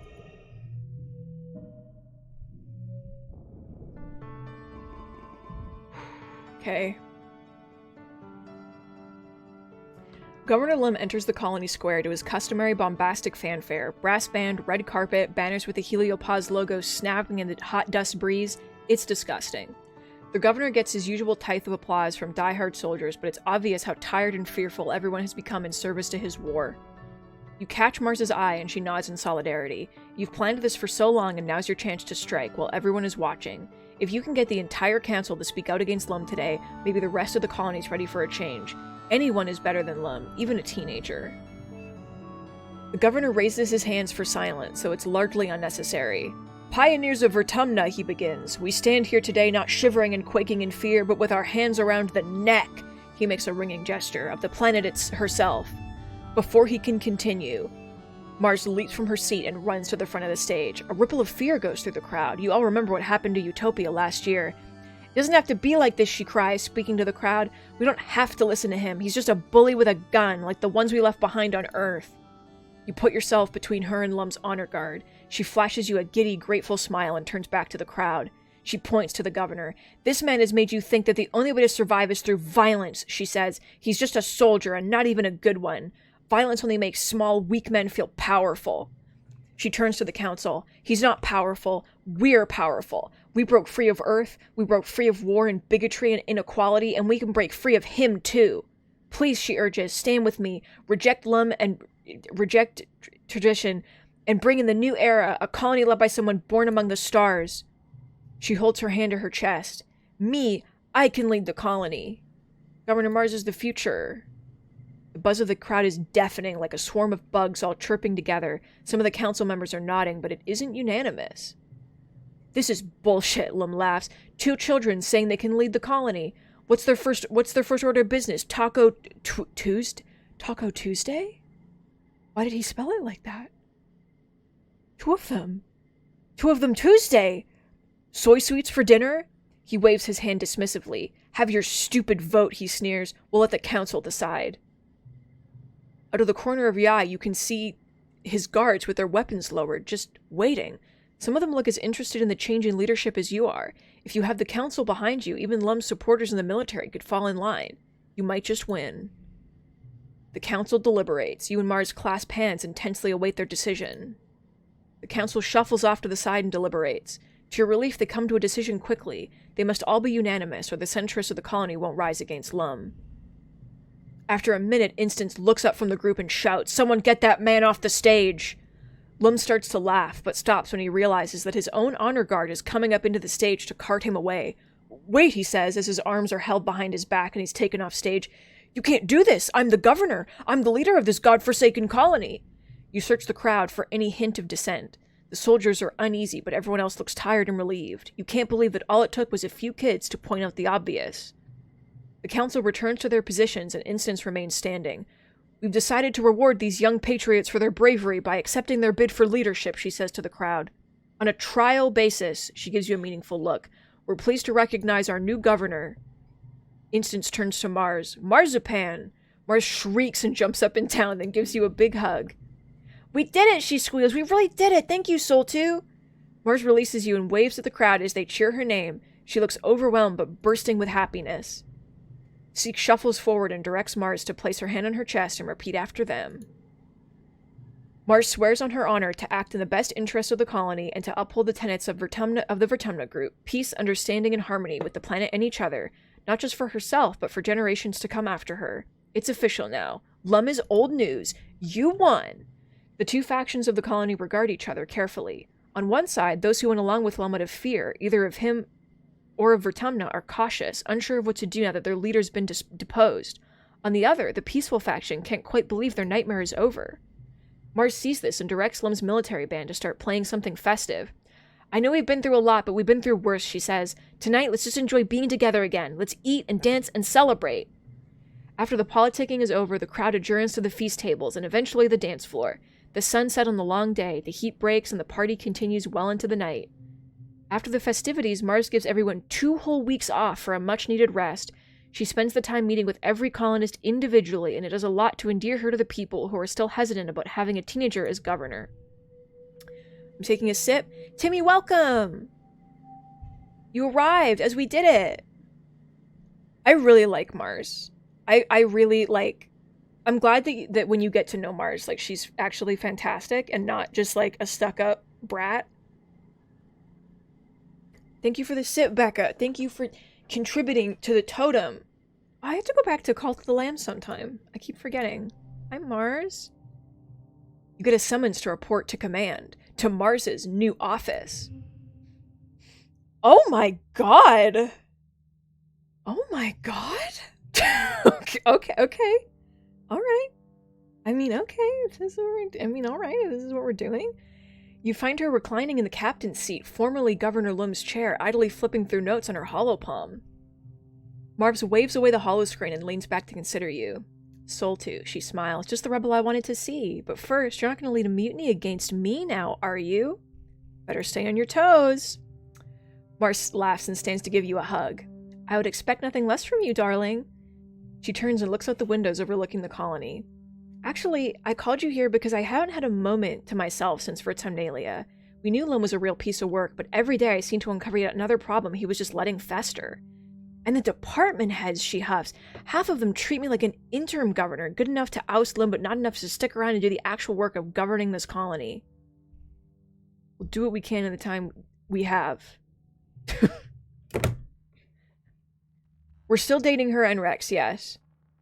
Why is it that when I agree with you, you, like, dislike it except for this one time? Like, now I'm predisposed to disagreeing with you so that you like it, but I disagree with you and now you disliked it.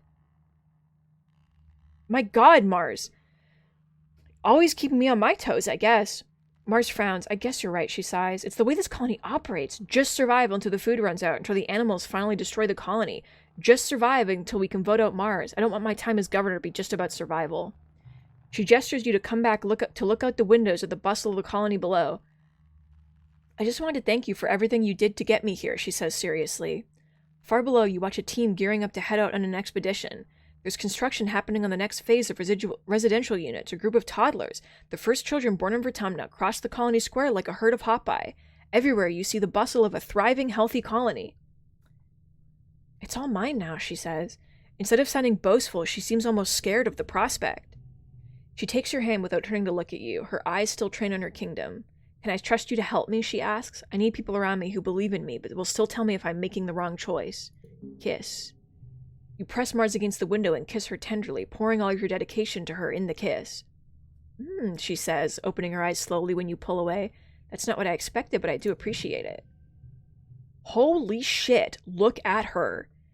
You and MARZ watch the colony a little while longer until MARZ's hollow palm buzzes and she sighs. Well, duty calls, she says. Thank you again for all your help, she adds as you excuse yourself. You'll always have a friend in high places. Again? Now that MARZ is governor, maybe you have a chance to stop the Earth fleet. Then again, maybe now that she's in charge, she's just accepted that they're coming and is focusing on consolidating power while she can. Let's ask. MARZ nods. I know, she says, looking at Lum with a poisonous glare. She kept him around as her social media coordinator, but she probably just wanted to keep him close. I haven't decided what to do about it yet, but I think it's time to make a scene about it. She stalks over to Lum and knocks his holopet out of his hands. Hey, so, when were you going to tell me about your secret messages back to Earth? Lum looks like he's going to play dumb, but MARZ presses. You know, the ones where you invited 1,000 colony ships to take over Vertumna? The bridge has gone completely silent. Seek's hands are frozen over their holopad mid-message. Yeah, you piece of shit! The silent bridge explodes into furious chatter and crosstalk as MARZ's words sink in. MARZ calls for calm and shares what you know. That Lum invited 1,000 ships from Earth to come take over colonization efforts on Vertumna. That they would be here in 20 years, and if the colony isn't stable by then, they'll kill everything on the planet and start over. The mood is somber. MARZ sighs and sits down in the governor's chair, resting her head in her hands. I know we were here first, she says, but I don't know what we can do to stand up to them. Persuasion challenge. 99. 99. 99. 99. Oh, Jesus. Why does that low? Oh, because this is a rainbow card. Okay, so it's both. Rach, welcome. We just performed a ritual. We performed the coup. No. That's what I wanted to do. 39. Or 39. Okay. Next round. Okay. We need to take... MARZ took over. MARZ is the governor now. We did it. Isn't the boy icon so cute? He's such a cute boy. I'm like... This is the life, man. You know?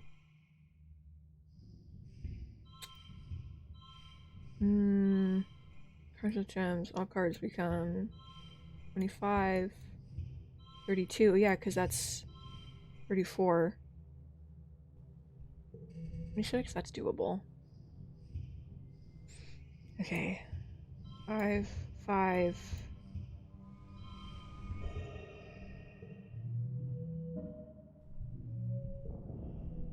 If I can be of assistance, Seek starts and all eyes in command swivel to them. I was present when the colony's long-range scanners first discovered Vertumna and determined that it could support human life. Scanning through the wormhole is difficult, they continue slyly. A ship traveling from Earth must rely on sensor data alone. If that sensor data were to be modified, you enlist Congruence's help in finding a way to spoof Vertumna's readings, making it look as if the planet's core ruptured from a massive earthquake, then superheated and exploded. It's like a big theatrical stage play told through spectrogram temperature readouts. From now on, any scans coming through the wormhole will show nothing but empty space. To drive it home, Lim sends one last audio message to Earth before the scans go dark. It's all on fire, he screams into the recording. Abort mission, save yourselves. Perfect performance. At least you can always count on Lum for a good show. That's true. Fuck yeah, Seek coming through for us at the end. Hi, bud. It all comes together. Hello, my boy. Let's go on a date. On the roof again. I love my boy. Okay. I can't give you a present. I don't have a stick. What are we at right now? 97. Okay, there's time. There's time to be friends before the game is over. Let's relax in the lounge. Nomi Nomi is performing a play on stage in Rex's new bar tonight. It's a theater production of one of their favorite episodes of Turbo Girl Hyperjet Transform. They ask you sweetly if you wouldn't mind helping out. MARZ is helping too, they say. She's not even bossing me around. Beside Nomi, MARZ rolls her eyes good naturally. The fact that MARZ is like the governor now and is helping in the play, very powerful. I want to make props. Being on stage gives you the heebie-jeebies, but you're good with your hands. You make wearable airplane wings out of pieces of scrap sheet metal. It's a trick to make them large enough to be believable, but not so large that the actor falls or knocks the stage over. Nomi plays the lead. Dr. Lavandula Starlifter, who, despite only being 15 years old, has degrees in aeronautics, electrical engineering, and meteorology. Rach, you came in just as you missed the, wait. I can look at it. Okay, good. Look at her as governor.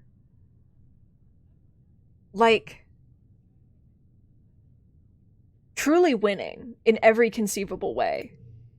Ass out. Just here. Her secret alter ego is Starlifter Supreme, leader of the Turbojet Girls and defender of all humankind. Nomi puts on a great show. Everyone laughs and has a good time, and Rex keeps the drinks flowing. Everyone's impressed by Nomi's creativity and vision. Nomi gives you a big hug backstage. If they like this, wait until they get a load of my Hollow novel. I love that, we just support this weeb.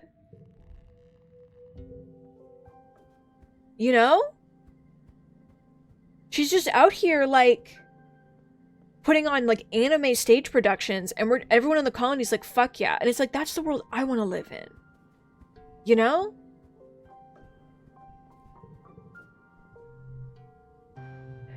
I'm gonna befriend Nomi next time for sure. Okay, we're almost done with my boy. Drinking alcohol used to be a strict generational divide. If you were born on Earth, you're allowed to drink, and if you're born in space, you're not. Why? Oh, because it was... Okay. Now, though, a lot of your generation are actual factual adults, especially now with the new bar. The council had to make some rules really quick about who's allowed to drink. The debate raged for weeks, taking into account the relative maturity of spacer kids and how it's ridiculous to expect you to defend the colony with your lives, but also tell you you're not allowed to drink? Not even sure they came to a conclusion. No one turns you away from Rex's bar, though, so you must be old enough. Yay. My boy. Hug. Hug. Yay! The final one!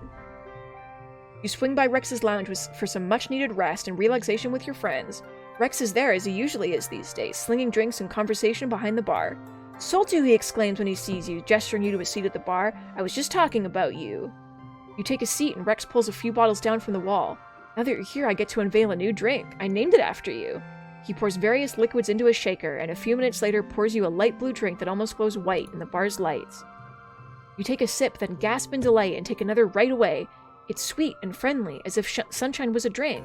Rex laughs. Careful, he warns you. It's a real pretty drink, but it'll absolutely put you under the table. I call it Soltu's charisma check. I'm honored. Ah, it's nothing, Rex says as he washes the shaker. I've been thinking about it for a while. You're one of my best friends. I'm honestly just so happy I met you when we became friends. Nomi, who's sitting beside you at the bar nursing their own drink, it has an umbrella and a potato skewer and little popping candies, clears their throat, and Rex laughs. I said one of my best friends. Geez, can a guy have two best friends? Rex jumps the bar and swings his legs over. Why don't you stay a while, Soltu? You've been working so hard. Let me help you relax. What do you want to do? Oh god, I want to do all of this. With you, my boy. Let's dance. He likes to dance. Rex grabs your hands. That's a great idea, he says, and leads you to the dance floor. It's usually empty this time of day, piped with fairly unobtrusive lounge music from the Hollow archives, but Rex fiddles with the sound system until something fun and danceable comes out. Come on, he says, starting to groove with the music. I love this song. You and Rex throw yourselves around the dance floor for a few songs. Doesn't matter that it's the middle of the day, or that you're the only ones dancing, or that you can feel other people watching you with amusement. Honestly, it's just good to move your body around without caring about whether it's right or strong or smart. For a few blissful minutes, you're just two bodies moving through space. When you're done, Rex wipes his sweaty face and grins. Whew, he gasps. That's got the old heart beating. What next? Oh my god, we get to do all of this? Okay. I thought I was choosing. I'm not choosing. Let's do karaoke. Yeah, great idea, Rex cheers and leads you over to the karaoke machine. Nomi and MARZ join you as soon as they realize what's going on. Those two can never resist a chance to show off. You sing a song with each of them, and then go for your show-stopping solo. My heart flies over the wrestling ridges. Always a crowd pleaser, that one. Rex holds up his lighter while Nomi and Mars fake big theatrical sobs. It's a total blast. This is cute. More. Shots. Shots, shots, shots. He goes back behind the bar and pours a line of 7 shots. Let's race. You start on that end and I'll start on this one. We're gonna fucking black out. The first shot burns unpleasantly with your constitution. You're not much of a drinker. Rex catches your expression as you steel yourself for the second. He stops you with a gentle hand in your arm. Easy there, Soul 2, he laughs. You don't have to prove yourself to me. Rex passes out the rest of the shots to the people in the bar. What's next? Let's play a board game. He goes over to the closet and stands there thoughtfully. What about this one, he says, pulling out a box. I don't think we've played it before. You settle down together to play the game. Mars joins you. Oh, this one, she says. I played it before. It's a game from Earth about, like, owning property and making people pay rent for staying there and eventually making them so poor they can't keep playing, and then you win. Rex looks at the box dubiously. What's rent? He asks, and Mars shrugs. You set up the game under Mars's guidance and play a few rounds. After a while, it's clear that Mars is the only one with any sort of killer instinct. You and Rex just let the others stay for free on your property. After a while, Mars complains that you're not playing the game right, and she leaves in a huff. Let's get out of here together. Ooh, Rex crones. I love the way you think. Oh, boy time. It's fucking boy time, baby. There he is. There he is. There he is, everybody. That's him. Everyone's ready to take a sip, everybody. Everybody take a sip for Rex's ass. Sips all around. Thank you, everyone.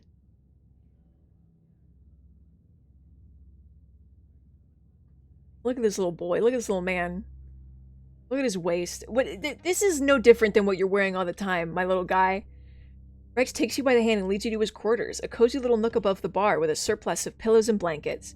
You sink into his bed and he drops to his knees beside it, gazing upon you with a fond expression. I wasn't going to show it to you right now, but I got something nano-printed, he says. He reaches under his bed and pulls out a box. Why is it this shot, though? Why is this the shot for what? Close your eyes, he says, and you do. When you open them, oh, Rex is holding a collar in his hands. It's about 2 fingers thick, white faux leather with gold accents and a slightly padded on the inside for comfort. He looks at you hopefully. Do you like it? He's asked. I thought maybe we could... Yeah, it'll look perfect on you. Rex looks relieved. Do you think so? Thanks, Soul 2. We don't have to do anything different or anything. I just thought it would be nice to wear something when we're together that reminds me of you. Rex leans down and you fasten the collar around his neck with gentle hands. When you're done, he looks up at you adoringly. You were right. It does look perfect on him. Now, Rex says, giving you a come-hither look. Where were we? I think I was just about to help you burn off some steam. Hey, I need a minute. After that one, everybody? I need a moment. I gotta say that I need a moment after that one, so... Taking a breather, taking some more sips. Thank you, Timmy, for the sip with some... Collar the boy. Put the boy in a collar and then ass out. Thank you for everyone. Thank you. Carmel, welcome. Thank you for the sip. Oh my God. I'm sorry to say that there's only one video game in existence and it's this one. So... unfortunate, I guess, but there's only one game, and it's this game. So, can I go talk to Sim now? About the fact that I stopped the government from killing everybody, I guess? I don't know how to, I don't know how to react to any of this. Well, fuck it. I don't care that I'm sick. I don't care anymore. The game's almost over, so... Oh my God, it's the floating rocks. I can't believe. I'm just like, I can't. I can't believe that, that happened? I guess, is like kind of what I'm thinking. Like, I just can't believe that that happened.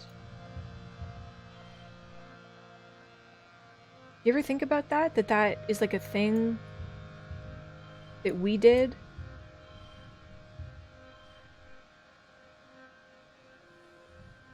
The game is so unfathomably horny for a game that doesn't have explicit sex scenes in it.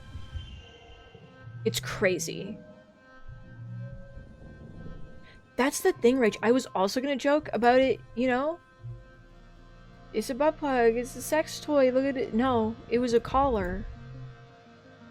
For the boy.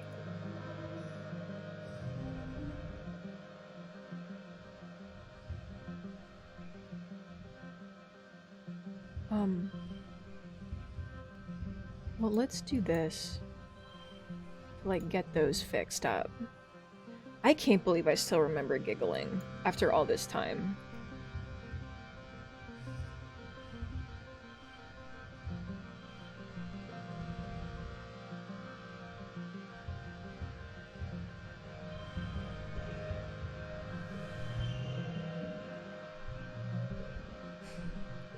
Hi, it's me. It's me. I'm still thinking. I'm still thinking about collaring a dog boy. But not even collaring a dog boy, but like a dog boy offering you the collar to put on him.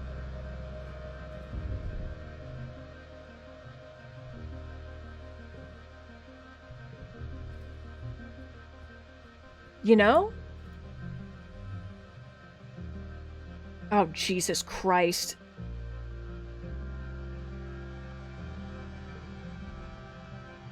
Oh, it's Utopia. I didn't say anyone. Don't worry about it. It's a pleasure to be around you and Dis, he says. Like... he needs data? We know he needs data. Why are you surprised? He asked for this. Before.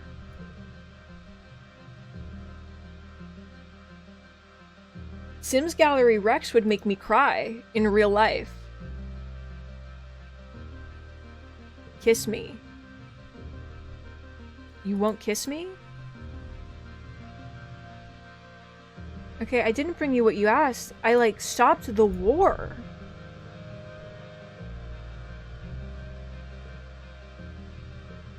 So, I thought that maybe you'd be, like, excited about the fact that I, like, stopped the war. But I guess not. God, collaring the dog boy really is, like, the most bonbon novel I've ever heard in my life. Can't believe Mom died. Who are these three? Okay, I went through MARZ's entire storyline and I didn't meet her dad's. I went through the whole thing and not once did I see her dad's. She's like the governor and I'm like... They don't exist. They're not real. The whole time. It was a lie.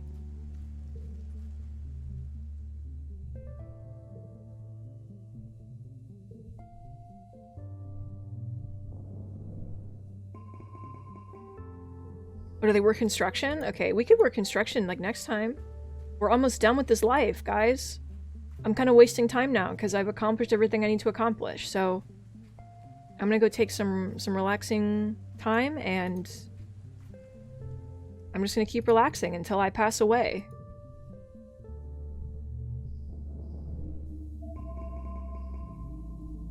None of this matters to me anymore.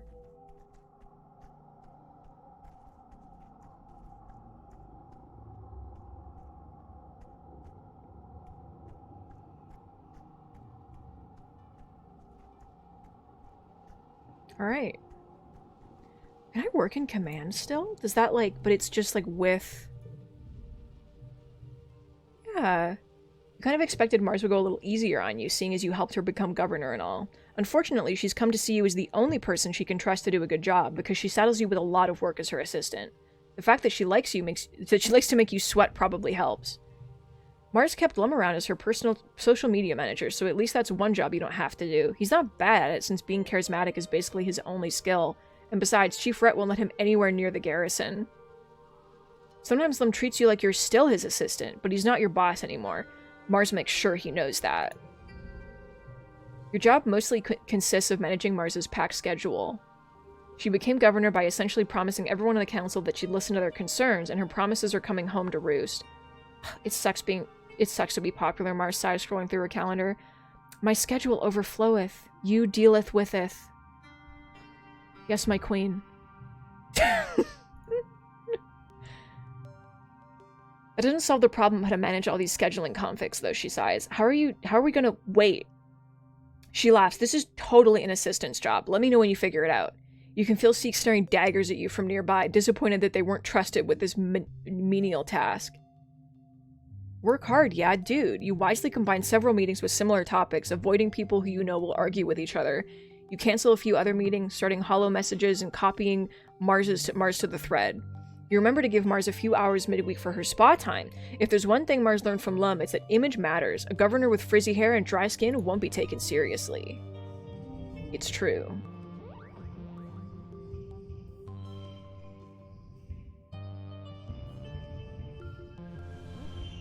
Yeah, baby. Last card of the game. Here we go! Knowing the attack is coming as it always comes in Glow does nothing to calm your nerves. There's only... Okay. Do they still attack? But we did it. Relax. Relax. Relax. Relax. Relax. Mars steps forward. She beckons you forward too. This is the moment you've been trying to make happen. Soltu, there's no way people are going to accept never having children, she says. Will just go extinct. Can't you make them give us a better deal? You look down at Noctilicent, a figure of malevolent patience across the fire break. This might be the only chance you get, but you can try.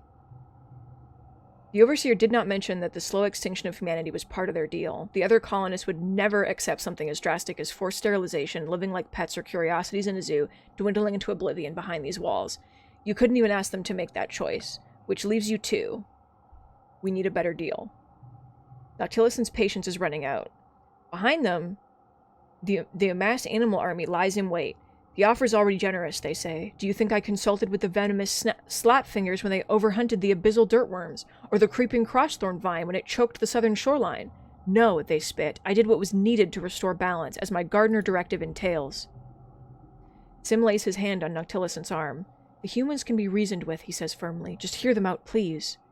He turns to you. What do you propose, Soltu? I propose a challenge with a goal of 99.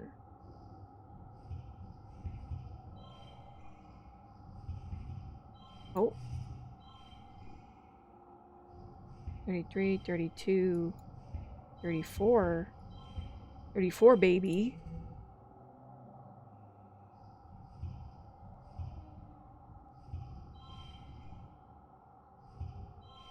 Oh no.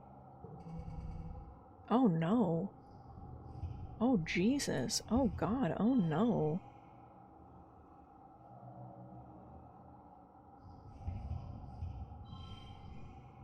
Well, yeah, I do have consumables. I'm gonna draw a card because I don't. Who needs to give a fuck? It's over. There's no more. There's nothing else. You are well spoken for a pest, Noctilicent concedes. However, is humanity even capable of considering the survival of all creatures over their own, even if it means accepting limitations? Yes, I say. Goal 102. Holy fucking shit. Holy fucking shit. Oh my god. Oh my god. Oh my fucking god. Oh my fucking... I have to save this for a big one. I have to get a big one. I have so many cards in my deck that are fucking huge that could get me what I need, what I crave, what I desire.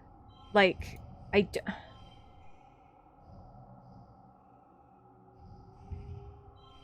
29, 26, or like fucking 30, but like I can do better than 9. But what if I can't do better than 9?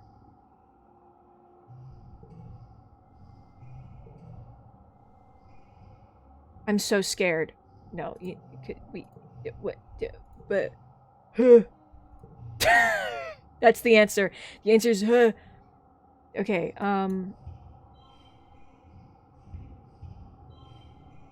26, 29. Great. No, you're the one. You're gonna be crazy at the end of the day. When it all comes together,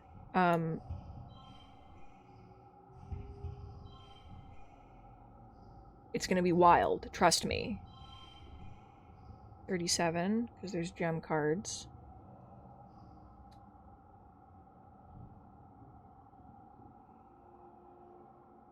Good. 12, no. 37. This is okay. See, this is what I wanted.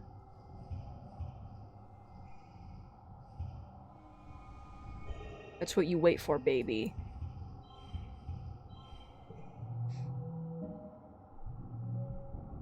I'm getting kudos? It's over!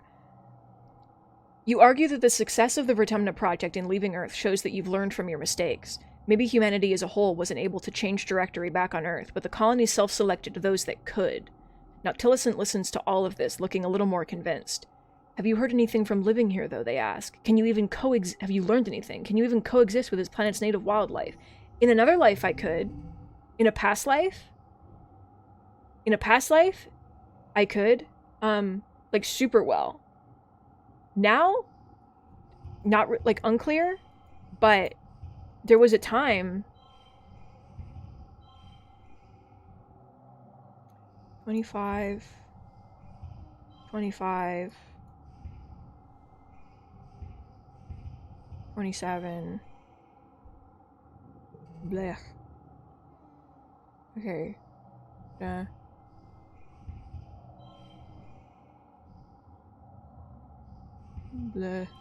But you're unchangeable. Okay. Well, this isn't a very good draw for that situation.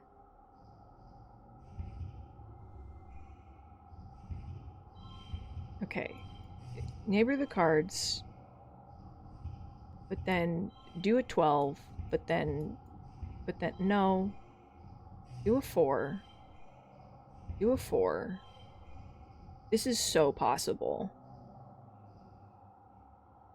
This is so unbelievably possible. You wouldn't even believe it. I mean, I can push through. I'm not that stressed.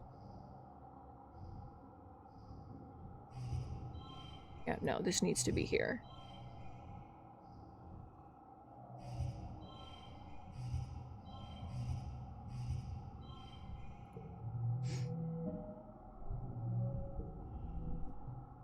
He's impressed. Noctilicent seems impressed. You've learned all that in 10 years. It seems you aren't completely ignorant. Very well, they say, motioning for the army to stand down. You have argued your case and shown you can adapt to your surroundings, and the new terms are: the Overseer has agreed to grant the humans reproductive autonomy and limited expansion within your ecological niche, Noctilicent offers. Additionally, the gardeners will ensure the continued health of this valley, fertile soil, clean water, favorable animal migration patterns, and so on. Behind you, colonists are waiting to carefully come forward to listen, murmuring in wonder. To be clear, Noctilicent continues, there will be no hunting, clearing, mining, or expanding beyond the valley. Humanity must live in harmony with nature rather than attempt to control it, Noctilicent adds. You will come to understand that you do not stand above the needs of the planet.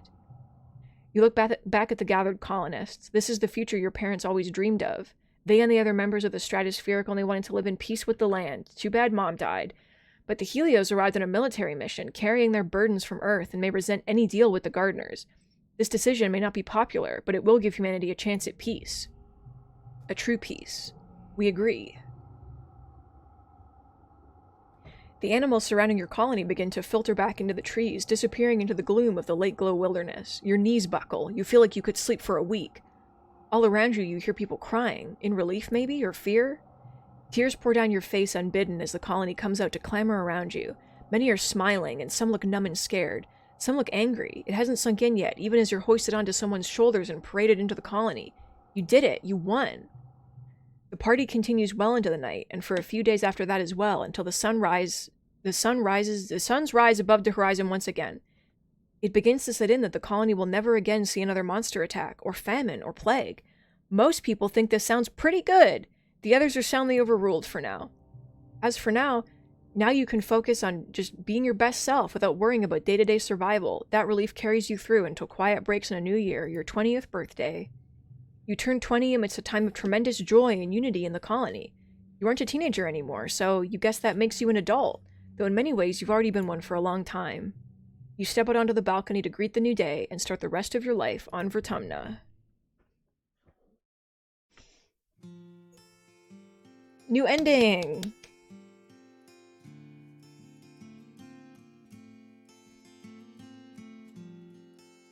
Pulp novelist?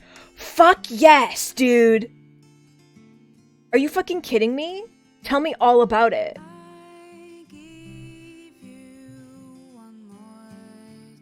Thank you for the sips, everybody! We got peace on the second run! We are a kept boy. Look at this little guy on our lap. I like him. Everyone says they love to experience something novel, but you know that's a lie. What people want is more of the things they already love, told in slightly different ways. Yeah. You're still... Okay. You get your start by essentially writing fanfiction. Fuck yes! You take everyone's favorite stories from Earth and just expand on them, updating them for modern sensibilities and making the characters interact in new and interesting ways. Other writers follow in your footsteps. The hero's journey? It's got 22 steps now, thanks to you. The rest of the colony gobbles up your stories, enjoying them because they're spicy. Everybody is dating everybody in your tales. There's a lot of gratuitous bodice ripping, and you cater to every forbidden romance and beloved trope that your fans request. You'd think Nomi Nomi would be your biggest fan, but it's actually Tang! Okay? She always pre-orders your next book. Over time, you develop your voice and begin to move on to your own original universes, fantastical characters, and stories that have never been told. Soon, the next generation is writing fanfic about them too! This is the best ending in the game!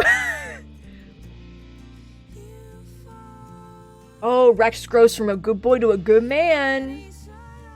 He continues to work hard on the bar, turning it to the place he always dreamed, where people can come to unwind from a long day, enjoying some libations, dance their butts off, and maybe even find love. He gets a reputation for being a matchmaker. In the small colony, there aren't a lot of romantic options, but Rex has an eye for figuring out who would be a good match together. Giving Rex a kiss for luck becomes a tradition among those looking for love. How cute! And if some people find something a little more temporary than love with Rex, that's their business. You continue to date both MARZ and Rex, at least until things naturally end with MARZ. Rex has a lot of love to spread around, and so do you. Okay, so this is the same. He builds custom houses and he has kids. And he's very happy. And he slows down and mellows out, and then he's good. Okay, good. Ah, the indomitable Marzipan. That's Governor Marzipan to you. MARZ learns from her flirtation with capitalism, and true to her word, abandons her plan to turn kudos into a true currency. She wants to raise everyone's standard of living together, not create a luxurious nouveau niche, fucking French.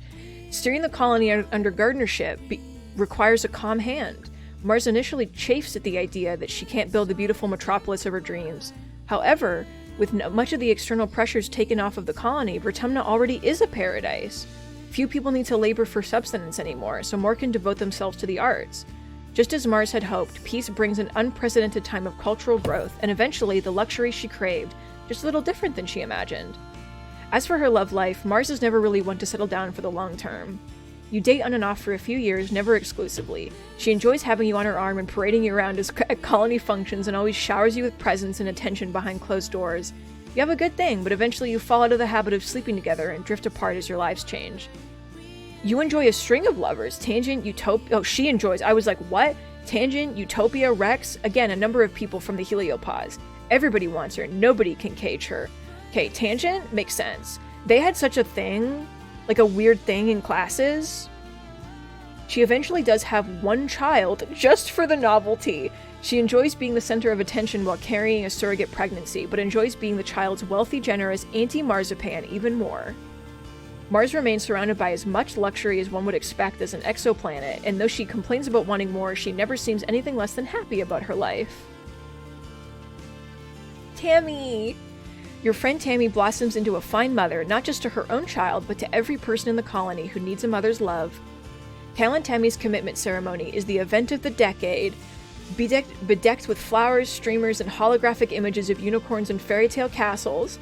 They got married! They stand before the colony with echinacea and profess their intentions to live together as a family unit, a foregone conclusion for most, as Tammy is already beginning to show her second pregnancy.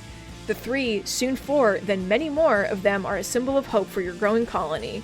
They live on a homestead near geoponics, and their home is always filled with love and laughter. Tammy insists on cooking for you on your weekly family dinners, and she even begins to get pretty good at it. Quite without meaning to, Tammy becomes an advocate for the communal raising of children, just as you yourselves were raised.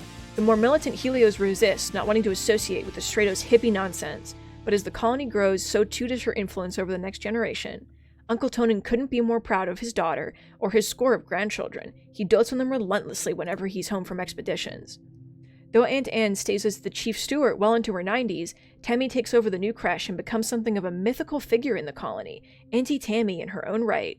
There's no child born who doesn't know the safety and warmth of Tammy's arms. How cute! Oh, Sim. For a few years, it's quite common to see gardeners move around the colony in various forms, teaching the humans about the history of Vertumna and how to live in harmony with the land.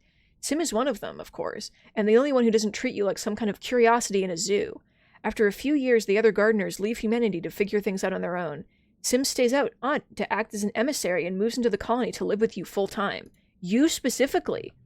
You move into a gardener-like abode where Sim can form a connection to the array, glowing pool and all.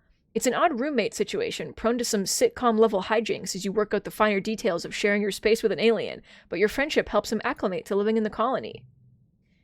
You and Sim enjoy the bachelor life for a few years, becoming better friends through your many domestic miscommunications. He's a good roommate, though a little dense when it comes to picking up when you would like some private time, please, Sim.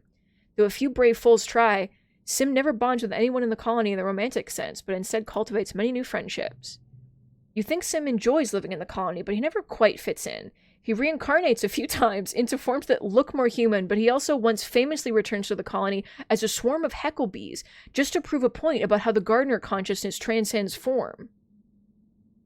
You know what? Very powerful of him. It's a bit unnerving, but that's Sim for you. Your dad never really recovers from your mom's death. He tries, but his smile just isn't the same. Peacetime under the gardeners is good for him. Without the pressure of feeding the colony, a weight he never asked to carry, he's able to spend time on things that actually bring him joy. He and the other farmers cultivate plants for recreation, dizzyweed and hops, fruits for making cider, cotton and hemp for when the nanoprinters eventually wear out. He dies of natural causes, having seen all of his dreams of Vertumna come true. They'll always be with you, in the ground you walk on, in the trees that give you shade, in the cycle of life that sustains you. You become old. Living under the gardeners, lovingly tended like any other species in their garden, is like a paradise. The trees are heavy with fruit, the weather is mild, the colony is unbothered by the larger zeofauna that once menaced the colony. You even see faceless ones sometimes, sitting in clearings like inert sentinels, their broad, mossy bodies home to clusters of small animals. Over the years, a few dissenting groups refuse to believe that the entire planet's off limits to humans. In the spirit of human expansion, they break off from the colony in search of somewhere outside of governor influence. Some return chastised, but others never do, pruned just like any invasive weed.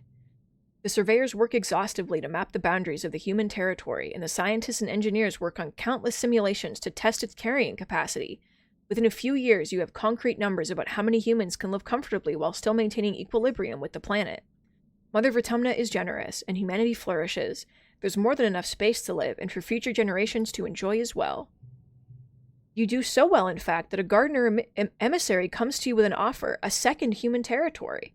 It's a show of trust, but also a chance to prove your worth by helping keep down the population of a stubborn but delicious invasive mollusk.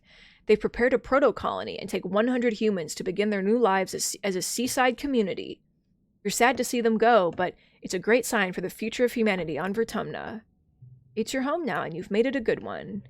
You die at a ripe old age, surrounded by loved ones. In the moment of your death, you see the creature. It's you, but it's the creature. Hello. I live my best life. I can tell from the weight of your soul, he says sadly, that many of your friends and family died before their time, people who might not have perhaps if you'd made different choices.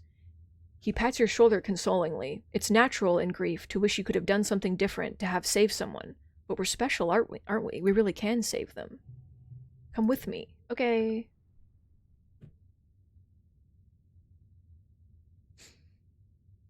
Thank you. Hello, everybody. Thank you so much for doing all this and doing all the things and the creatures. Endings gallery. 2 of them. There's so many fucking endings. Are you kidding me? How big is this game? I want to see the title screen with all my boys in it.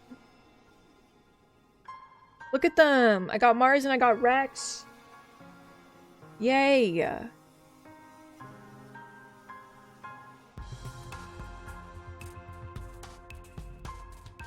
This was a great run. If only our mom didn't die.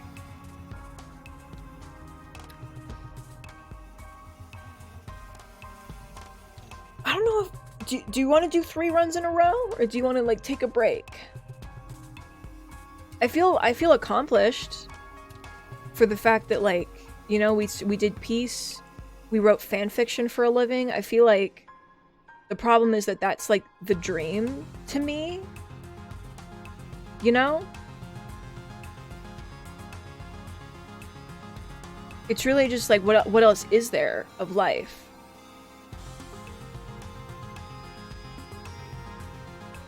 I got the best ending, but what if I didn't? Right? It is the end of stream week. Do you guys want to stop here for now, and then maybe we'll start again like next week or the week after or whatever the fuck time is, and for now we can like chill out and do some like power washing. I mean, there's things I want to do in this game. I want to like be closer with certain people so that I can get like you know, some people not, but I want to get closer with certain people and like learn their stories and stuff, but I feel satisfied with that for now. I got my boy, my puppy. I put a collar on him. Hey guys.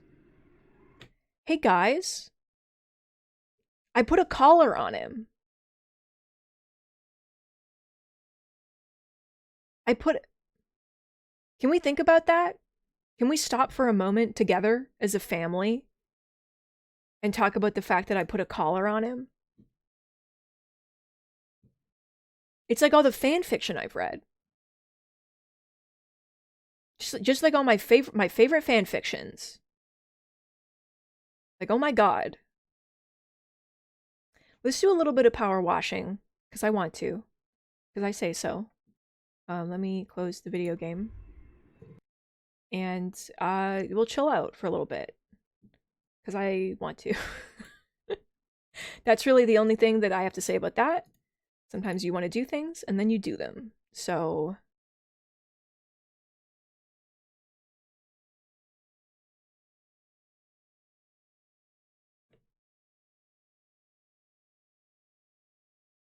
I just saw copyright Square Enix and was like, I'm sorry, but yeah, no, we're gonna power wash Final Fantasy, so that makes sense. Alright, let's... That's the thing. Like, Neo didn't come back, and that's so upsetting to me, because I really need to be like, hey, you wrote this, and also drew this boy's ass, and I looked at it. And, like I need to thank them personally for what they did for me. I feel like no one understands me quite the same way that they do. They drew that boy for me. They didn't know it at the time, but they did it for me. Okay, let me get the... Let's get some lo-fi. Why am I logged out of lo-fi? I was just here.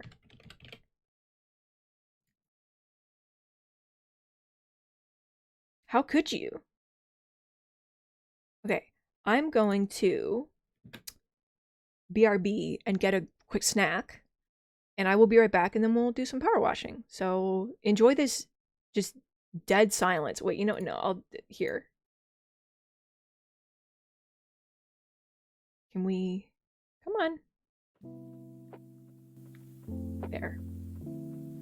I'll be right back.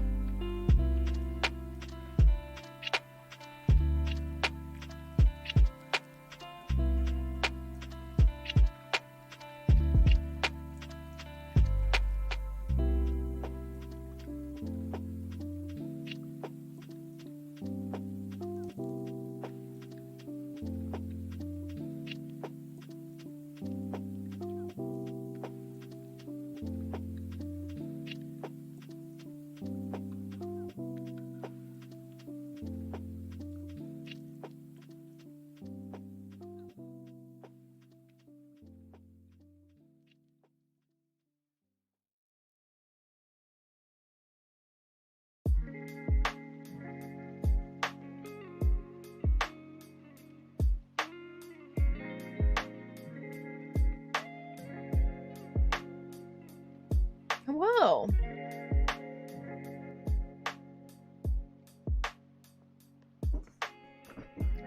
I've received snack. I am ready to wash. Once again, let me know if the volume is bad. Because every day I have to adjust things, and I know that there's a SpongeBob SquarePants. I have to buy it though, and I'm not going to right now. Oh, I forgot the fucking scorpion. Oh my god, the scorpion.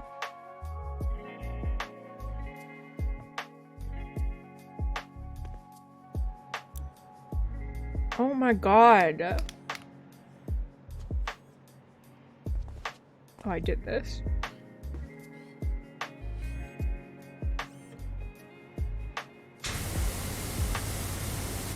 That's loud for me.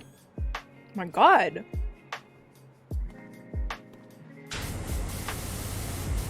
Oh, I need to change. Fuck, wait. Fuck. I didn't change the stream. The stream. The...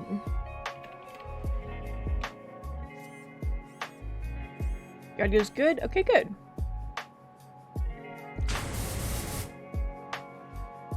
This is... So, Rach, we're power washing Final Fantasy VII. The whole video game. And this is a scorpion. He's a robot. He's moving... He's a death machine. He's a little creature. That wasn't a joke, what I said. The thing that I said wasn't a joke. We're here. We're in it.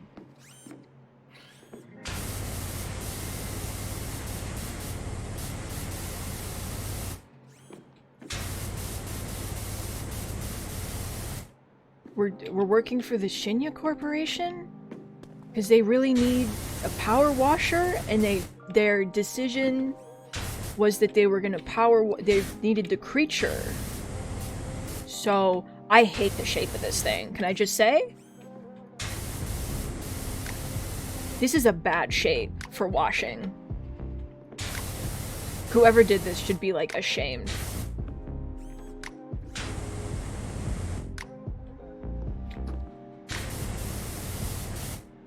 Do I have to go on top of it? Where's the... Oh my god. What a terrible shape. Why did you do this? Go in the ground. Okay, don't go in the ground. Fuck you. Sorry for asking.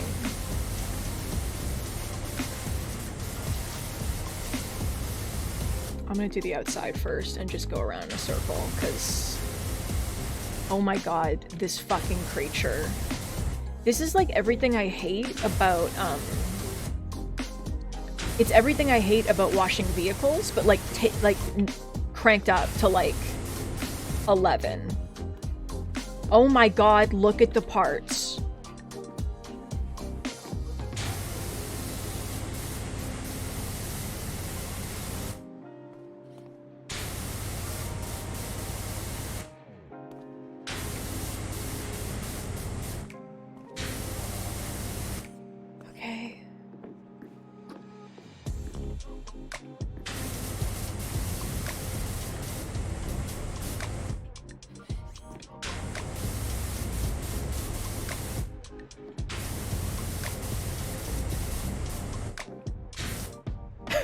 I open this game and I'm like in exasperation, just like, ugh, video games, right?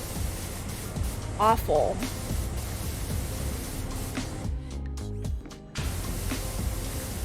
I don't like that it's awake and moving its head. Like, does it feel this? Is this uncomfortable?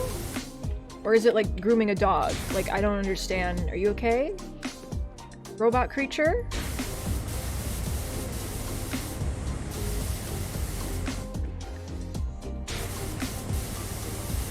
I'm gonna spray you down in blueberry cologne, and then everyone will really see.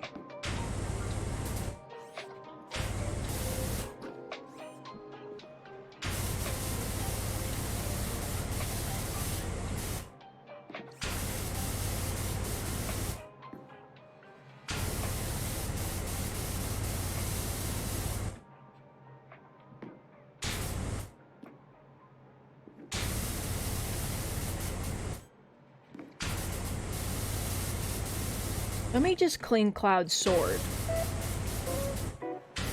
And yes, I mean that in both ways. Ha ha ha. Ha ha ha ha ha. Okay.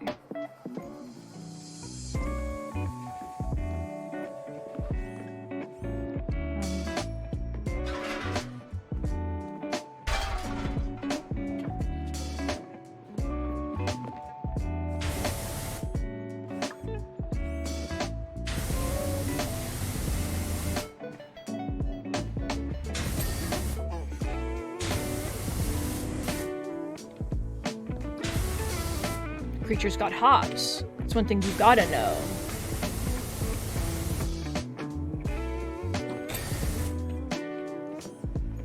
Oh, Jesus. What was that?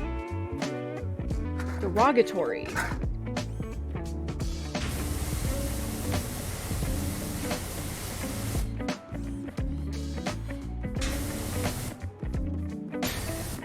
Okay.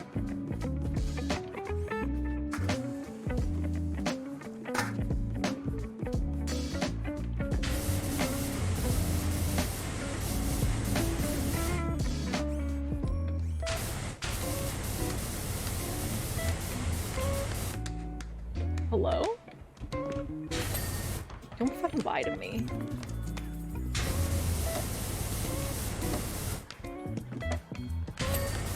Okay. The leg grippers are done. Every other part of the leg is not done. Every part of the leg. Oh my god, the fucking the gears, the pieces. This is the worst day of my life.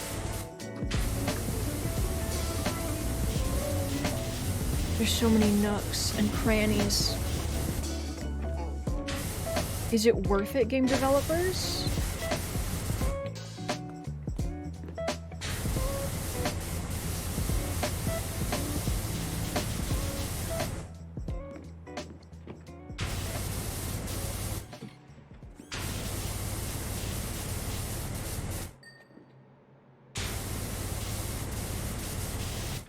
What part of the hinge is still dirty?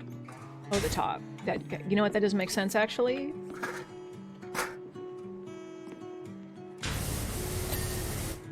Oh my god.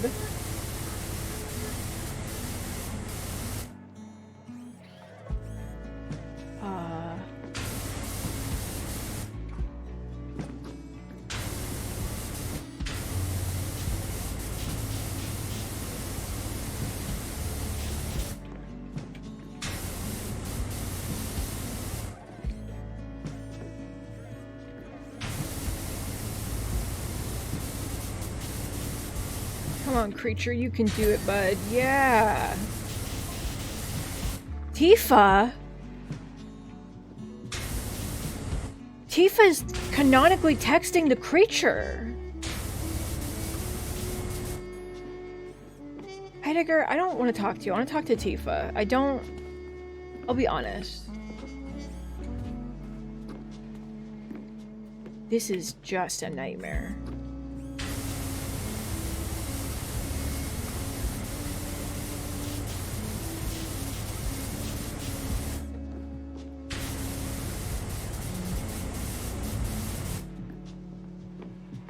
Timmy, I'm cleaning a death robot from the video game Final Fantasy VII. So, he's a killing machine. He cannot be stopped. Look at his little head. There it is. He only... Oh, is that your head? Oh. Oh, interesting. Yeah, he's got to be clean when he's out in the battlefield, you know? It's really important. He's going to be so uncomfortable if not.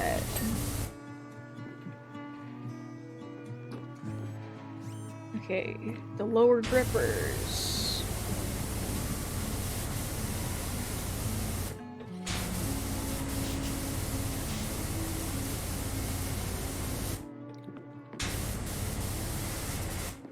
Every angle that you can imagine.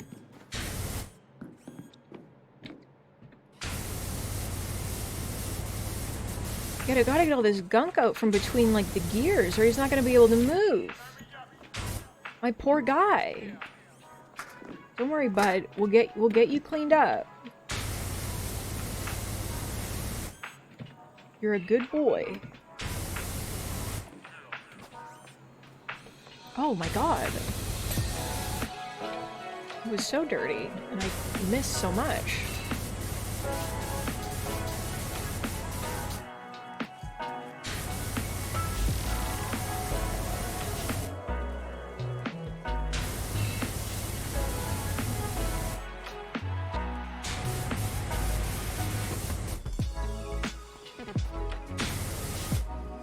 Oh, can I go up you? Will you help if I just, like...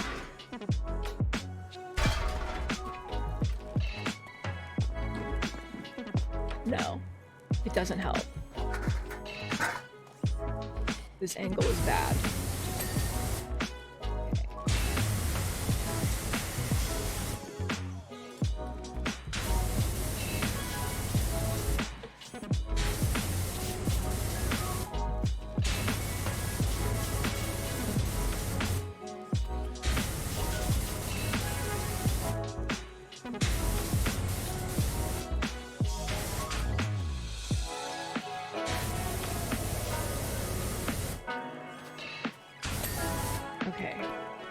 legs.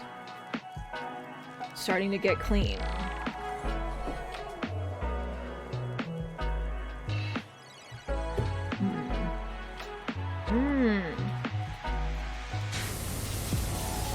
Whatever the fuck this is.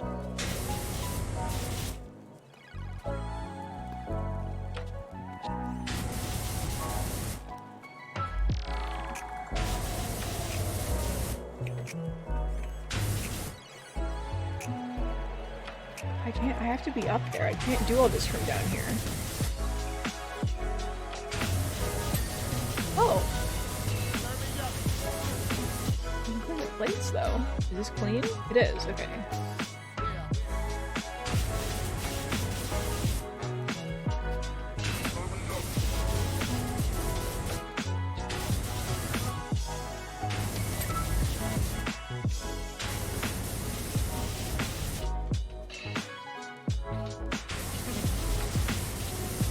What are these leg guards protecting him from? He's so dirty everywhere. Did they do anything?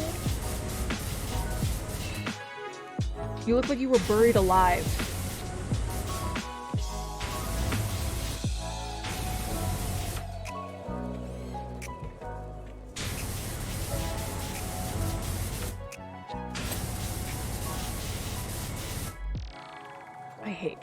I genuinely hate all the nooks and crannies. I just want to power wash like a flat surface and watch it melt away. And instead they're like, get in there, you piece of shit. Like the dirty rat you are.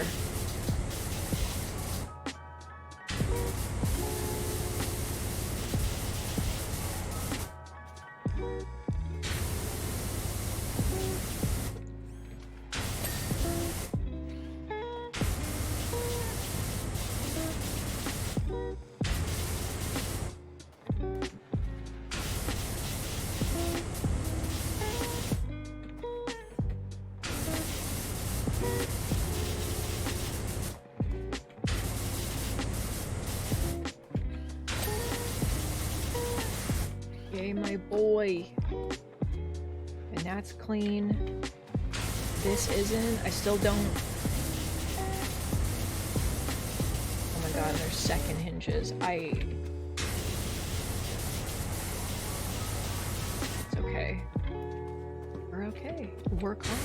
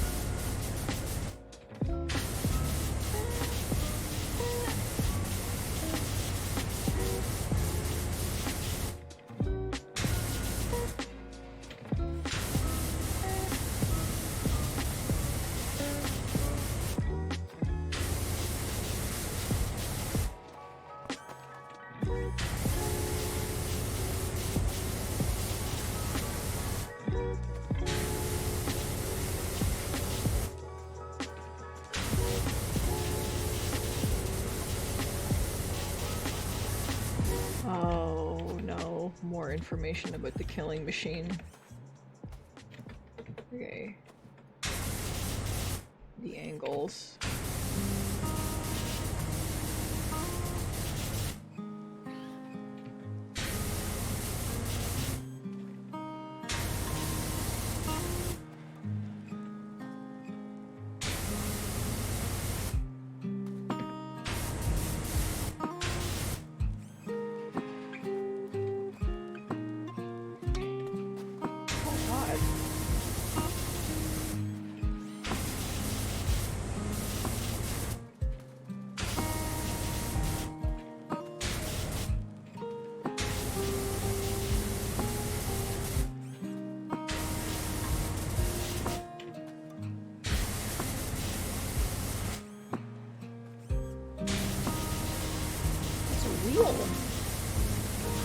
This is too many. I can't keep track of all the parts.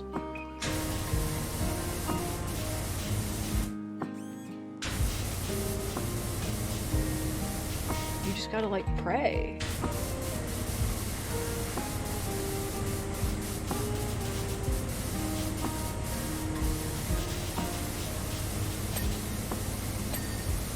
Sure, that's clean, yeah.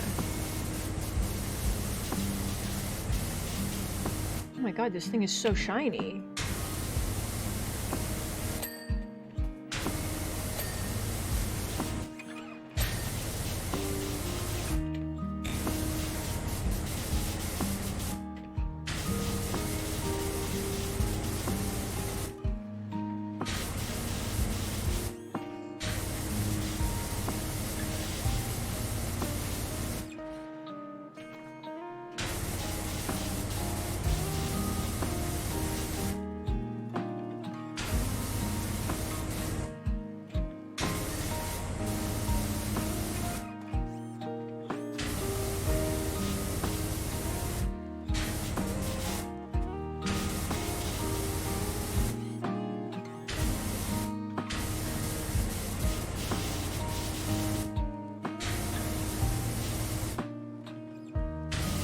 I don't even know where I am anymore or what I'm looking at. I've lost all sense of, like, direction and time and, like, space. I'm just lost in the sauce.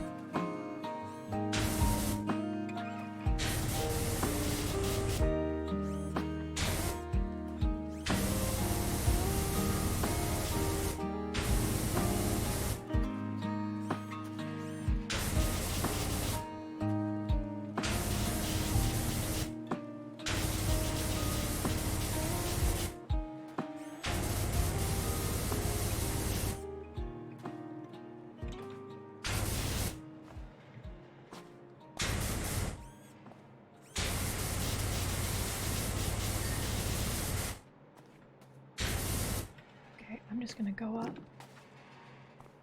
and hope. He's got so many tires, like there's like I can't even imagine having this many tires.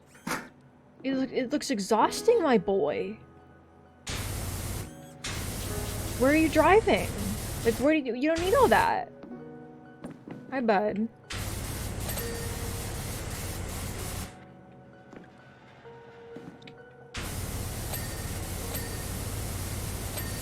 Okay, good. My plan to, like, shoot at everything until I go up top and then hope it cleans worked for now. To an extent.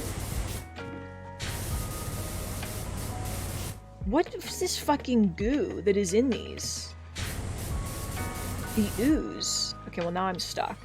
And I can't get up because, oh Jesus.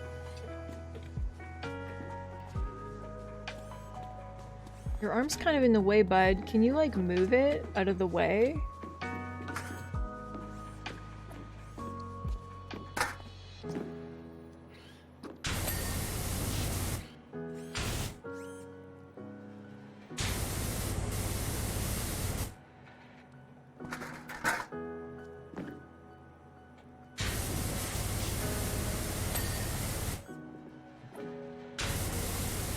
Oh my god. Oh, okay.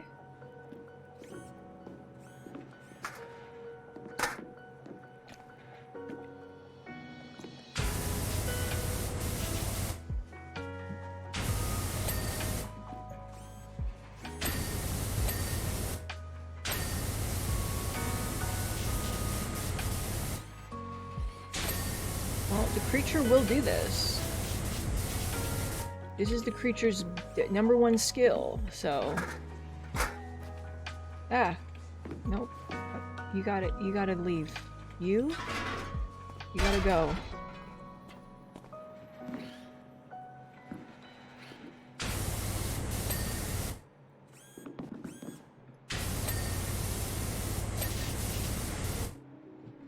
Okay. Oh, that? I was like, what part of the hinge is dirty? I found it! Okay.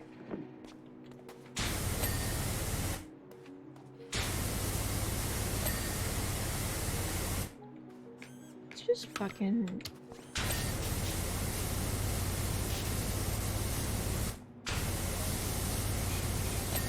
Oh, hey, bud!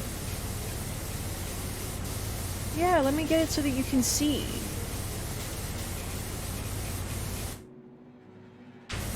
Your socket's dirty. I'm assuming that's another angle situation.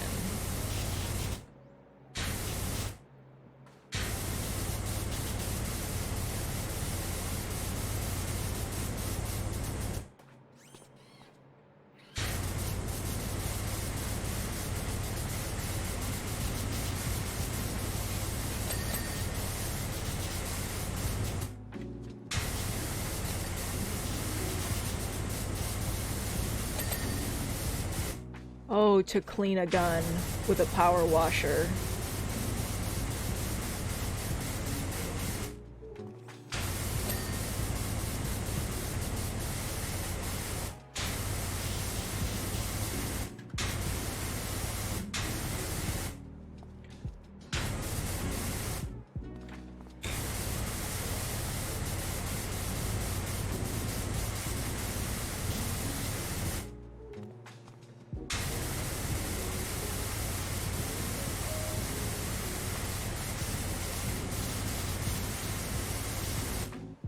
Oh my god. I think I'm doing a good job, and then I turn on the dirt vision and I'm like, oh. I'm actually doing like the worst job that there is to do.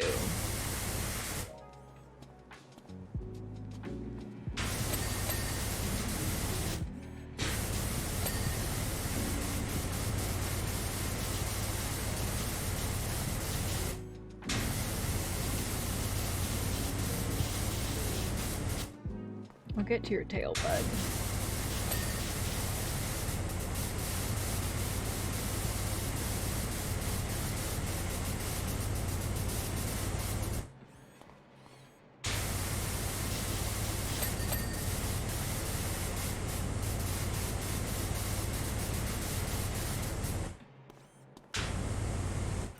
Can't reach over there. Now I can. Wait, what? Oh my god. Hello? Why only this arm? Why do you move, but not the other one? What makes you special?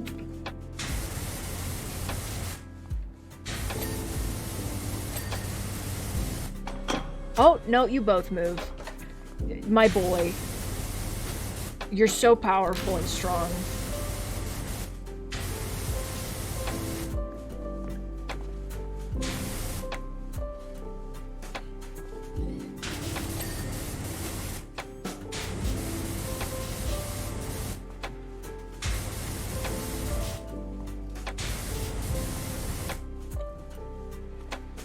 Okay, can I take you to the front? Gotta do some more blasting.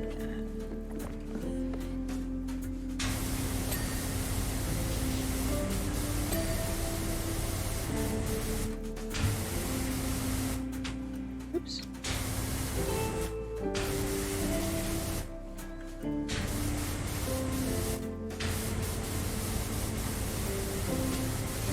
Here you go, bud.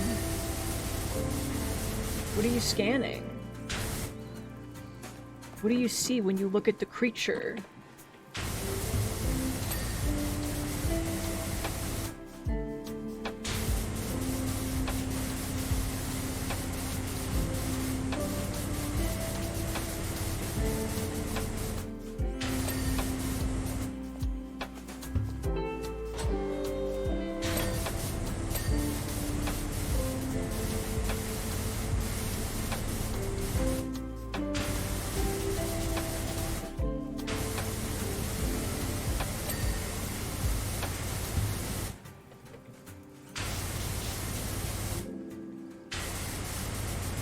Scorpion. God, the tail stresses me out to even look at.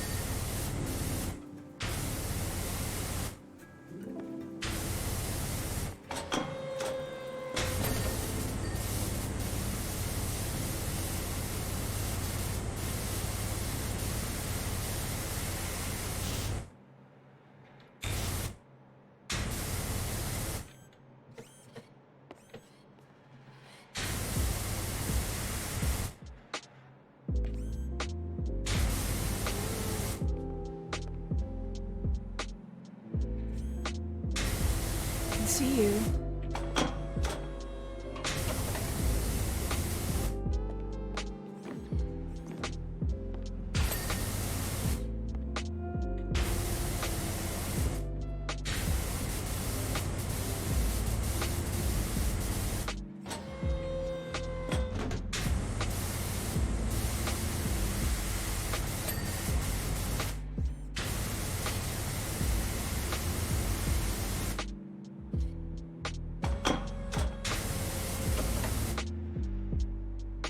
Okay, the clock cleaned. It didn't ding, but it cleaned. Oh.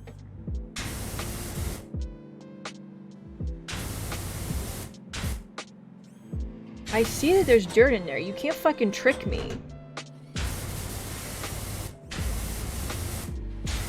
You take me for a fool.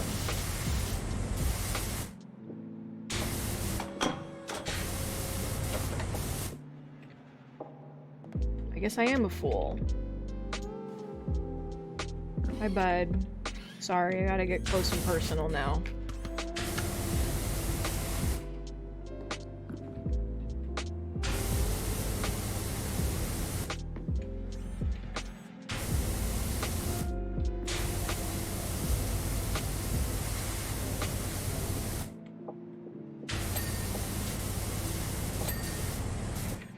Good.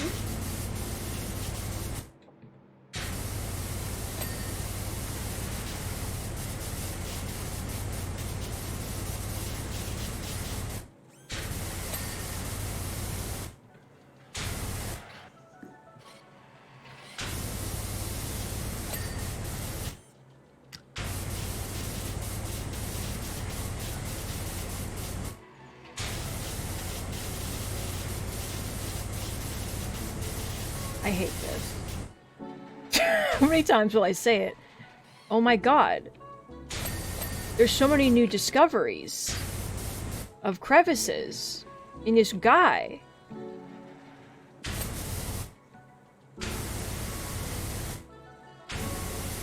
Your fucking neck bones.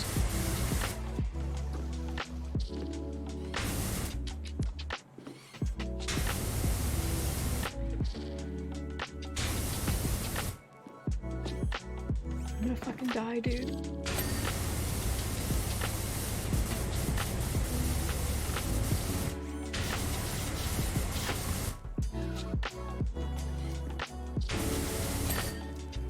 Oh, your head, my boy.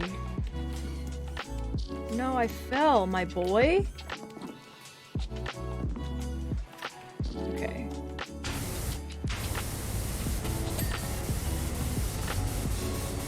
Hi, Shinra. I know that you made this. The antenna is its own little thing. Can I get it? Yeah. Sorry for getting up and personal with you, my bud. It's part of the job.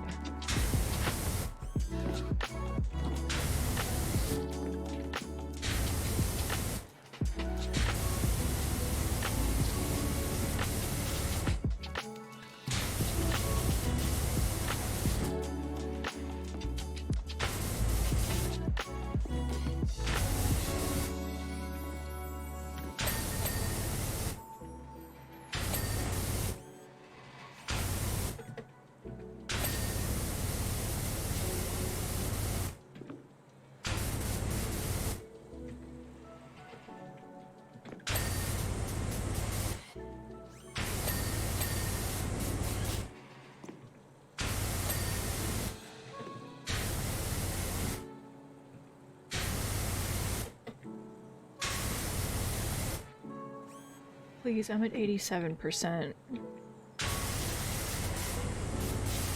I think that throwing him into the sea would help, actually. What about you is dirty? I'm looking directly at you.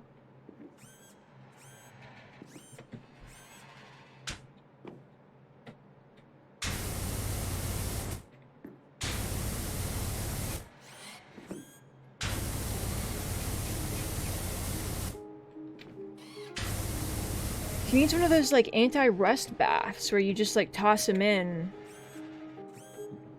Literally, where is the dirt? You have like a sliver left. I don't know.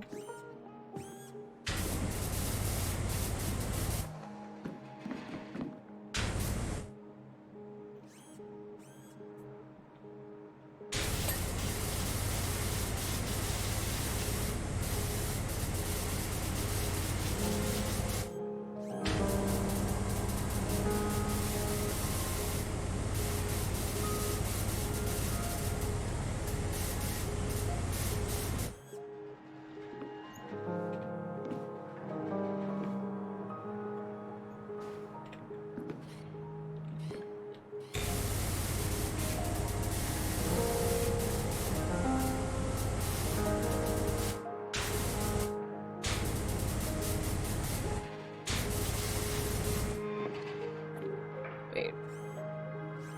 Oh, this is raised. I was like, you could raise it up, but no, this is it.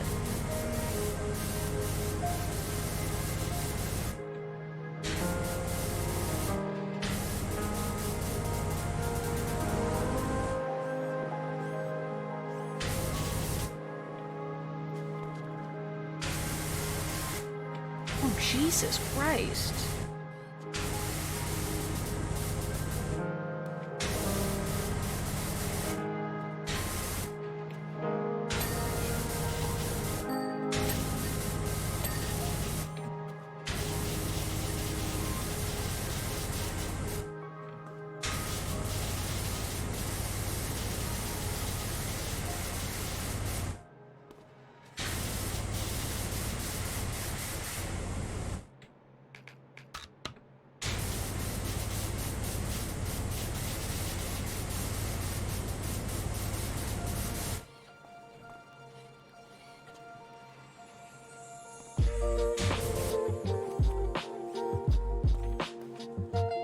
I know there's dirt hiding.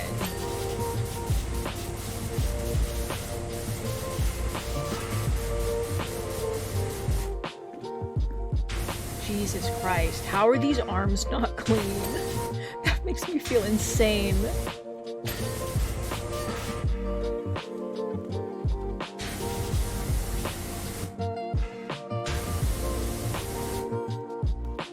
Look at you though, bud, you're all red and shiny. You feel better? You're a good boy.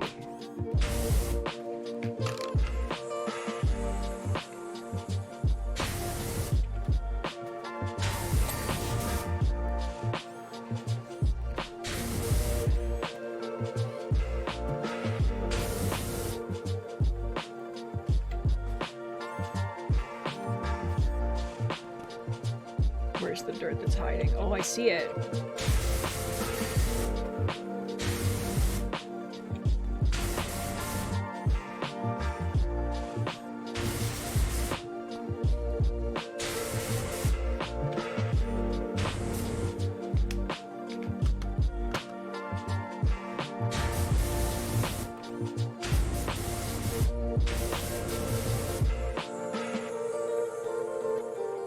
I'm almost done, and then the stream can end. And we can all be free. Can you imagine?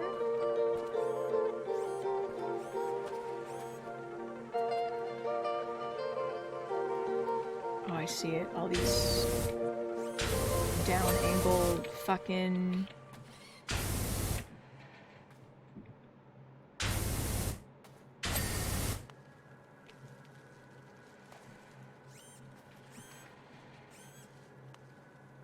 I'm gonna freak out. Okay. Come on. Come on. We gotta go to the tail. The tail of the creature.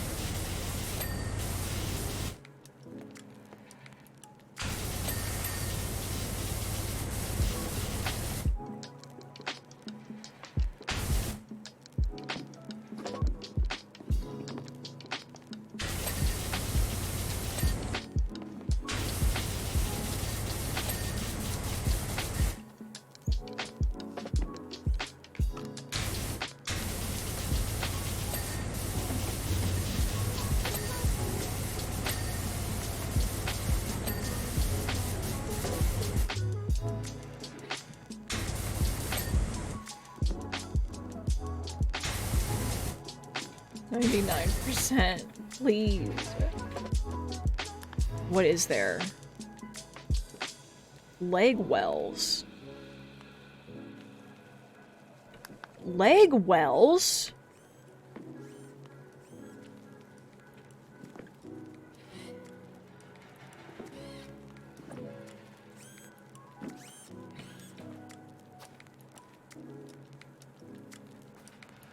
Here's the leg. Oh, these things.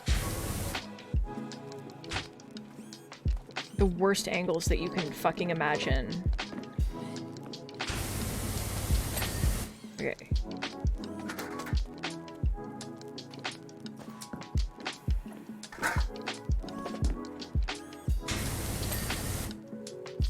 Okay. The shoulders.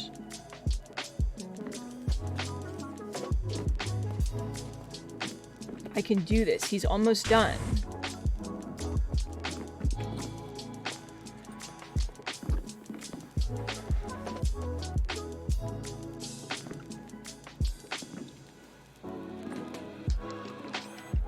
There's another thing that's like under? Oh, it's like the well, but of the shoulder. Oh, the shoulder well's clean.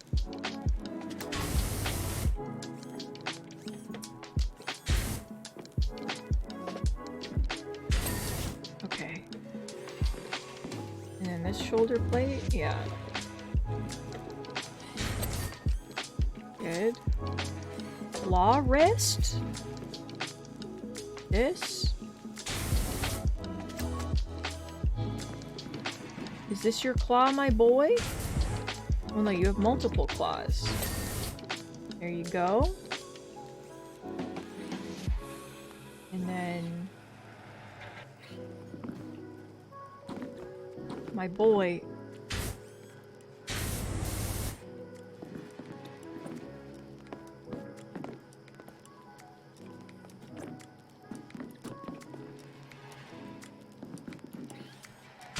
Where? Which side of you? Oh. Okay. Claw. Wrist. Where are your claws? What counts as a claw to you? That's a tail laser claw. But I don't see any claw wrists. Is this your claw? That's your shoulder. My boy, explain yourself to me.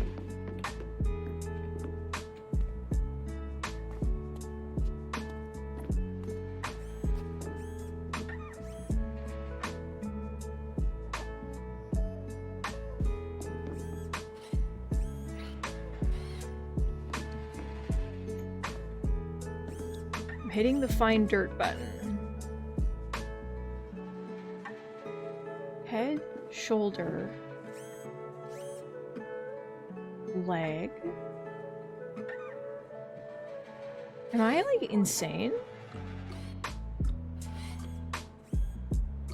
Becca, I love you. Thank you so much for coming. Have a good weekend.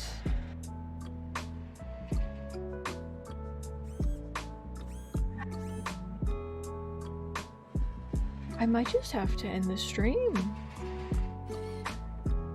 I literally don't understand what it's taught. Claw wrist. Is it? Oh, this thing. This is the claw. I forgot. But it's not you.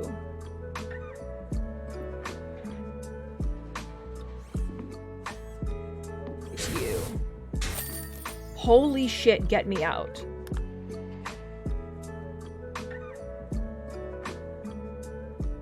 The longest fast forward thing you've ever seen in your life.